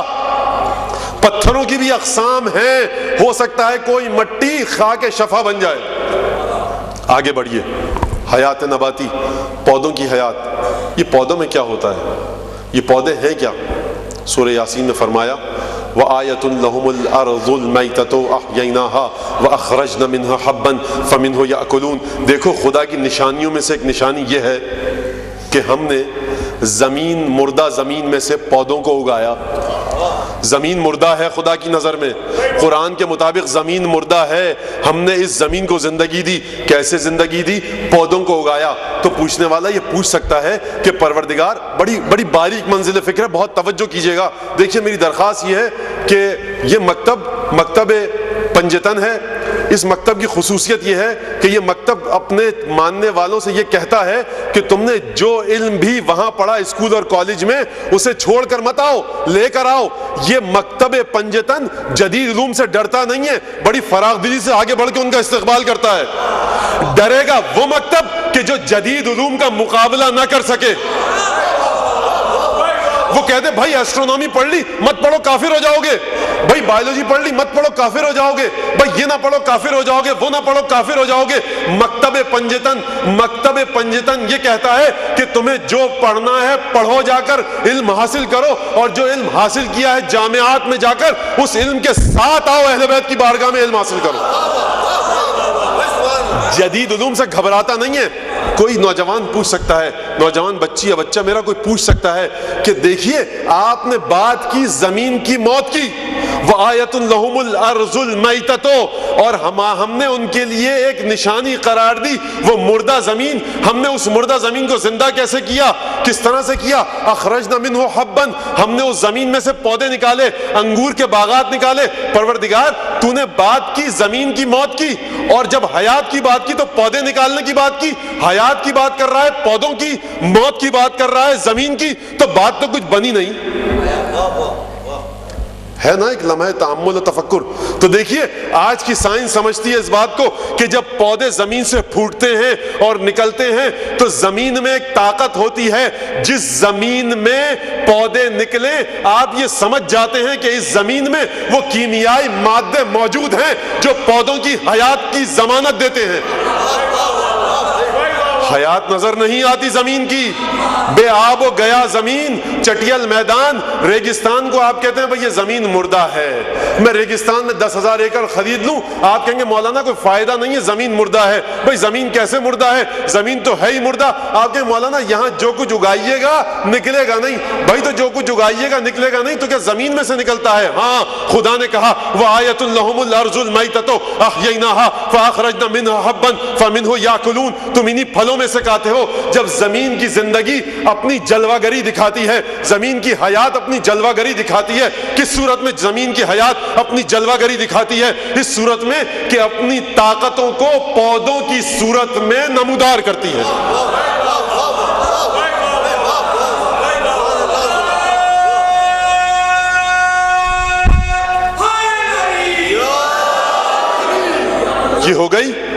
یہ ہو گئی کس کی حیات؟ زمین کی حیات نباتات کے ساتھ. اس کے بعد آئی پھر کس کی حیات؟ انسانوں کی حیات. دیکھیے ہر حیات کے اپنے مرحلے ہیں. میں دوبارہ لوٹ نہیں سکتا کیونکہ بہت ہی وقت کم رہ گیا ہے. اب انسان کی حیات کی بات آئی. کل میں نے سورہ مومنین کی جو آیت پڑھی تھی اسے پھر آج دہرانے دیجئے. سورہ حج کی مجھے ایک اور آیت پڑھنی ہے اور پھر گفتگو کے سلسلے کو ہم آگے بڑھائیں گے. میں نے عرض کیا تھا کیا سورہ مومنین کی جو آیت تھی ترجمہ نہیں کروں گا, بس اشارتاً اس آیت کو پڑھ کے آگے بڑھ جاؤں گا. دیکھیے فرمایا پروردگار نے وَلَقَدْ خَلَقْنَا الْإِنسَانَ مِنْ سُلَالَةٍ مِنْ طِينٍ ثُمَّ جَعَلْنَاهُ نُطْفَةً فِي قَرَارٍ مَكِينٍ ثُمَّ خَلَقْنَا النُّطْفَةَ عَلَقَةً فَخَلَقْنَا الْعَلَقَةَ مُضْغَةً فَخَلَقْنَا الْمُضْغَةَ عِظَامًا فَكَسَوْنَا الْعِظَامَ لَحْمًا ثُمَّ أَنشَأْنَاهُ خَلْقًا آخَرَ فَتَبَارَكَ اللَّهُ أَحْسَنُ الْخَالِقِينَ. یاد ہے نا کل کی یہ آیت, اور آخر کا ٹکڑا کیا تھا؟ فَتَبَارَكَ اللَّهُ أَحْسَنُ الْخَالِقِينَ. یعنی پروردگار انسان کی خلقت کے بعد اپنے آپ کو شاباش دے رہا ہے. فَتَبَارَكَ اللَّهُ أَحْسَنُ الْخَالِقِينَ. بڑی بابرکت ہے وہ ذات کہ جو بہترین خلق کرنے والی ہے. یورپ اور مغربی زمین کے عیسائی ہو, یہودی ہو, ہندو ہو, مسلمان ہو, مسلمانوں کے جس فرقے سے بھی تعلق رکھنے والے افراد ہوں, جس مذہب سے تعلق رکھنے والے افراد ہوں, پروردگار انسان کی بات کر رہا ہے, کسی مذہب کی بات نہیں کر رہا. ہم نے انسان کو خلق کیا, جس انسان کی بات کرو, جب ہم نے انسان کو خلق کیا تو یہ انسان ہماری بارگاہ خالقیت کا ایسا انمول خزانہ ہے کہ جب ہم نے اسے انسان کو خلق کیا, اپنے خزانے میں سے, عدم کے اندھیرے میں سے جب ہم نے انسان کو نکال کر وجود بخشا تو ایک دفعہ خدا خود بول اٹھا فَتَبَارَكَ اللَّهُ أَحْسَنُ الْخَالِقِينَ. بڑی بابرکت ہے وہ ذات کہ جو بہترین خلق کرنے والی ہے. بھئی انسان میں خصوصیت کیا تھی؟ اس کے بعد آئیے سورہ حج کی طرف. یا ایھا الناس ان کنتم فی ریب من البعث فإنا خلقناکم من تراب ثم من نطفة ثم من علقة ثم من مضغة مخلقة وغیر مخلقة لنبین لکم ونقر فی الارحام ما نشاء الی اجل مسمى ثم نخرجکم طفلا. عجیب آیت. اے لوگو اگر تمہیں قیامت کے بارے میں کوئی شک ہے، عجیب مرحلہ ہے صاحب. قرآن کی آیات کو اگر آپ طریقہ نہ آئے، ڈھنگ نہ آئے مطالعے کا تو انسان پریشان ہو جاتا ہے. اے انسانوں اگر تمہیں شک ہے قیامت میں دوبارہ اٹھو گے تم، تو دیکھو ہم ہی نے تو تمہیں مٹی سے پیدا کیا، پھر نطفے کی صورت میں لائے، پھر علقے کی صورت میں لائے، پھر مضغے کی صورت میں لائے، نطفے سے خون کا لوتھڑا، خون سے لوتھڑے سے گوشت کا لوتھڑا، یہ ہم ہی نے تو پیدا کیا. تم کچھ نہ تھے، تمہیں پیدا کیا. جب تم مر جاؤ گے، فنا ہو جاؤ گے، تب بھی تو ہم تمہیں پیدا کر سکتے ہیں. ان کنتم فی ریب من البعث فإنا خلقناکم من تراب ثم من نطفة ثم من علقة ثم من مضغة. یہ سارے مراحل حیات ہم ہی نے تو تمہیں دیے نا. پریشان کس بات کے ہو؟ کیوں قیامت کو نہیں مانتے؟ کیوں پیشگاہ خداوندی کو نہیں مانتے؟ کیوں نہیں مانتے کہ خدا کی بارگاہ میں پیش ہونا ہے؟ برزخ کو کیوں نہیں مانتے؟ کیوں نہیں مانتے؟ کیوں نہیں جانتے کہ تمہیں ایک ایک عمل کا حساب دینا ہوگا؟ کیوں نہیں مانتے؟ ہم نے تمہیں پیدا کیا. ثم نخرجکم طفلا، اس کے بعد ہم نے تمہیں ایک نومولود نوزائیدہ بچے کی صورت میں پیدا کیا. اور پھر جب پیدا کیا تو کیا کیا؟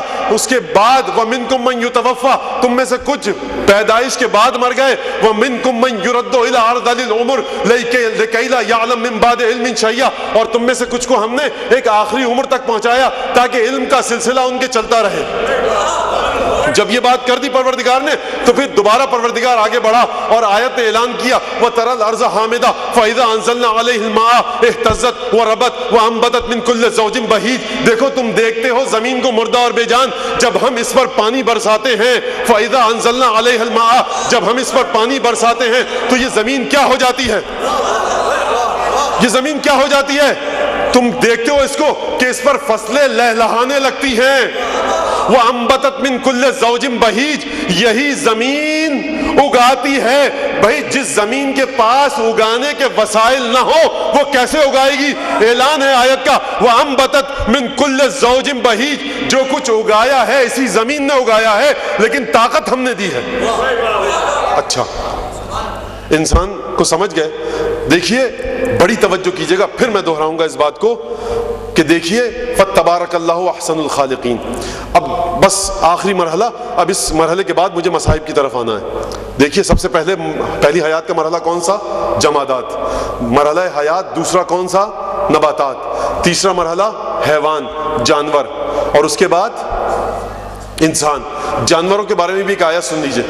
دیکھیے عجیب انداز سے اعلان ہوا کہ پروردگار نے کہا کہ جب جانوروں کی پروردگار نے گفتگو کی بڑے عجیب انداز سے کی. لہم، انسانوں کی بات کی.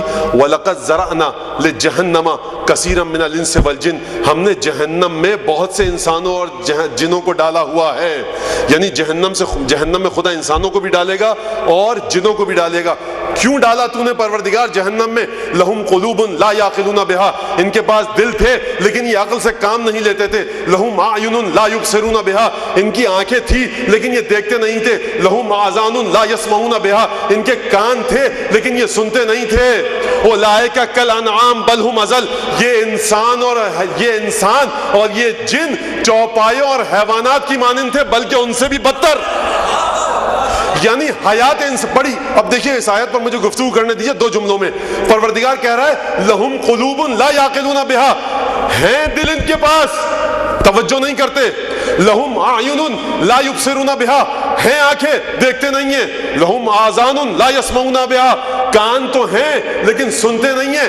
کیونکہ ان کے پاس کان ہیں، آنکھیں ہیں، دل ہیں، سوچنے سمجھنے کی طاقت ہے، کام نہیں لیتے. یہ انسانوں کی بات ہو رہی ہے. یہ انسانوں کی بات ہو رہی ہے کہ جن انسانوں کے پاس کان بھی ہیں، آنکھیں بھی ہیں، دل بھی ہیں. ہو تم انسان بظاہر لیکن کام نہیں لیتے خدا کے راستے میں. تم جانوروں کی طرح ہو، بلکہ نہ صرف جانور بل ہم اضل، بلکہ جانوروں سے بھی زیادہ گمراہ. بھائی یہ کیا بات ہوئی؟ جانوروں سے زیادہ گمراہ کیسے ہو گئے؟ کبھی آپ نے دیکھا کسی گائے کو آج تک کہ جس کا دل چاہے کہ بھائی آج گوشت کھایا جائے گھاس چھوڑ کے. کبھی آپ نے کسی بلی کو دیکھا کہ کہے بھائی آج سے میں گوشت نہیں, آج مجھے دال چاول کھانے ہیں؟ جو خدا نے ان کی جبلت میں رکھ دیا اسی سلسلے میں چلیں گے.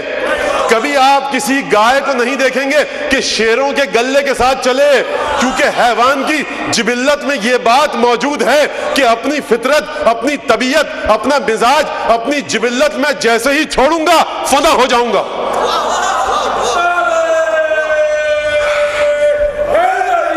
ہم نے جانور کو اس طرح سے خلق کیا ہے کہ اس کی جبلت میں جو چیز ڈال دی وہ جانور وہاں سے نہیں ہٹ رہا. جو چیز ہم نے اسے عطا کر دی وہ اس راستے سے نہیں ہٹ رہا. تمہیں سوچنے سمجھنے کی طاقت دی تھی اے انسان, اس کے باوجود بھی تو اپنے راستے سے ہٹ گیا.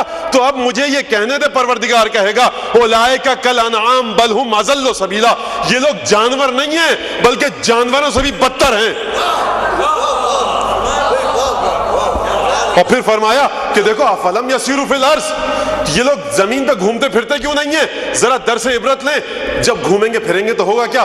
فتکون لہم قلوب یعقلون بہا, اگر یہ لوگ گھومتے پھرتے ذرا زمین میں درس عبرت لیتے تو انہیں ایسے دل نصیب ہوتے کہ جن کے ذریعے تفکر کرتے, انہیں ایسے آنکھیں نصیب ہوتی کہ جن کے ذریعے درس عبرت لیتے.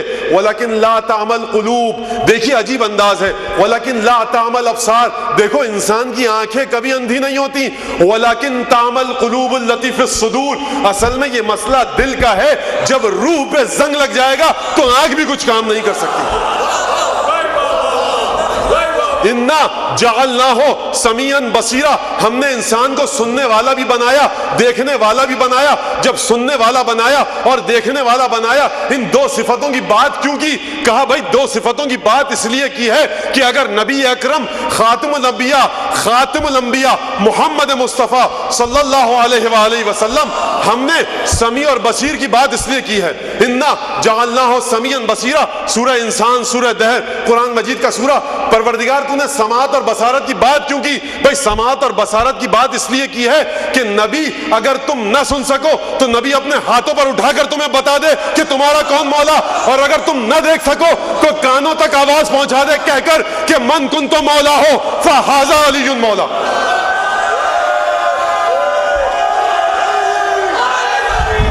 بصیر کی بات یہ میری بات نہیں ہے, یہ بات ہے سمیع اور بصیر, خدا نے قرآن میں کہی ہے. میں کیا کروں؟ اب قرآن کے ساتھ بحمدللہ مسئلہ یہ ہے کہ قرآن کے مختلف نسخے نہیں ہیں, چاہے مسلمان کسی بھی فرقے سے تعلق رکھتا ہو, شیعہ ہو یا سنی, قرآن کی صرف ایک ہے. اب دیکھیے حیات کے مرحلے سمجھ میں آ گئے. حیات کا سب سے بلند ترین مرحلہ کون سا؟ انسان کا. کیوں انسان کا مرحلہ؟ فتبارک اللہ احسن الخالقین. اب ذرا آئیے چلیے ذرا, بس جس کے لیے میں نے آپ کو اتنا تھکایا, عجیب مرحلہ ہے کہ دیکھیے, بس ایک واقعہ پڑھ دوں. جنگ خندق مجھے نہیں پڑھنی ہے, بس ایک اشارہ دے کے میں آگے بڑھتا ہوں. بات ہوتی ہے ساری یونٹس کی. اگر میں آپ سے کہوں 10,000 تو روپے تو ایک قیمت ہے, 10,000 یورو تو ایک قیمت ہے, 10,000 ڈالر ایک قیمت ہے. تو یونٹ کے ساتھ ساتھ جیسے یونٹ میں تبدیلی آتی رہتی ہے, رقم وہی رہتی ہے. یونٹ بدلتا رہے تو چیز کی حقیقت بدل جاتی ہے. اگر میں کہوں 10 سال کہیں گے ٹھیک ہے 10 سال, لیکن میں کہوں 10 لائٹ ایئرز 10 نوری سال تو مسئلہ کچھ کا کچھ ہو جائے گا, ہے نا. 10 سال میں نور لائٹ ٹریول سفر کرے گی 1,86,000 کلومیٹر, تو پھر کیا ہوگا 10 نوری سال. بھائی آپ نے یونٹ بدلا, چیز کی حقیقت بدل گئی. تو اس کا مطلب ہے ہر چیز یونٹ سے تولی جاتی ہے.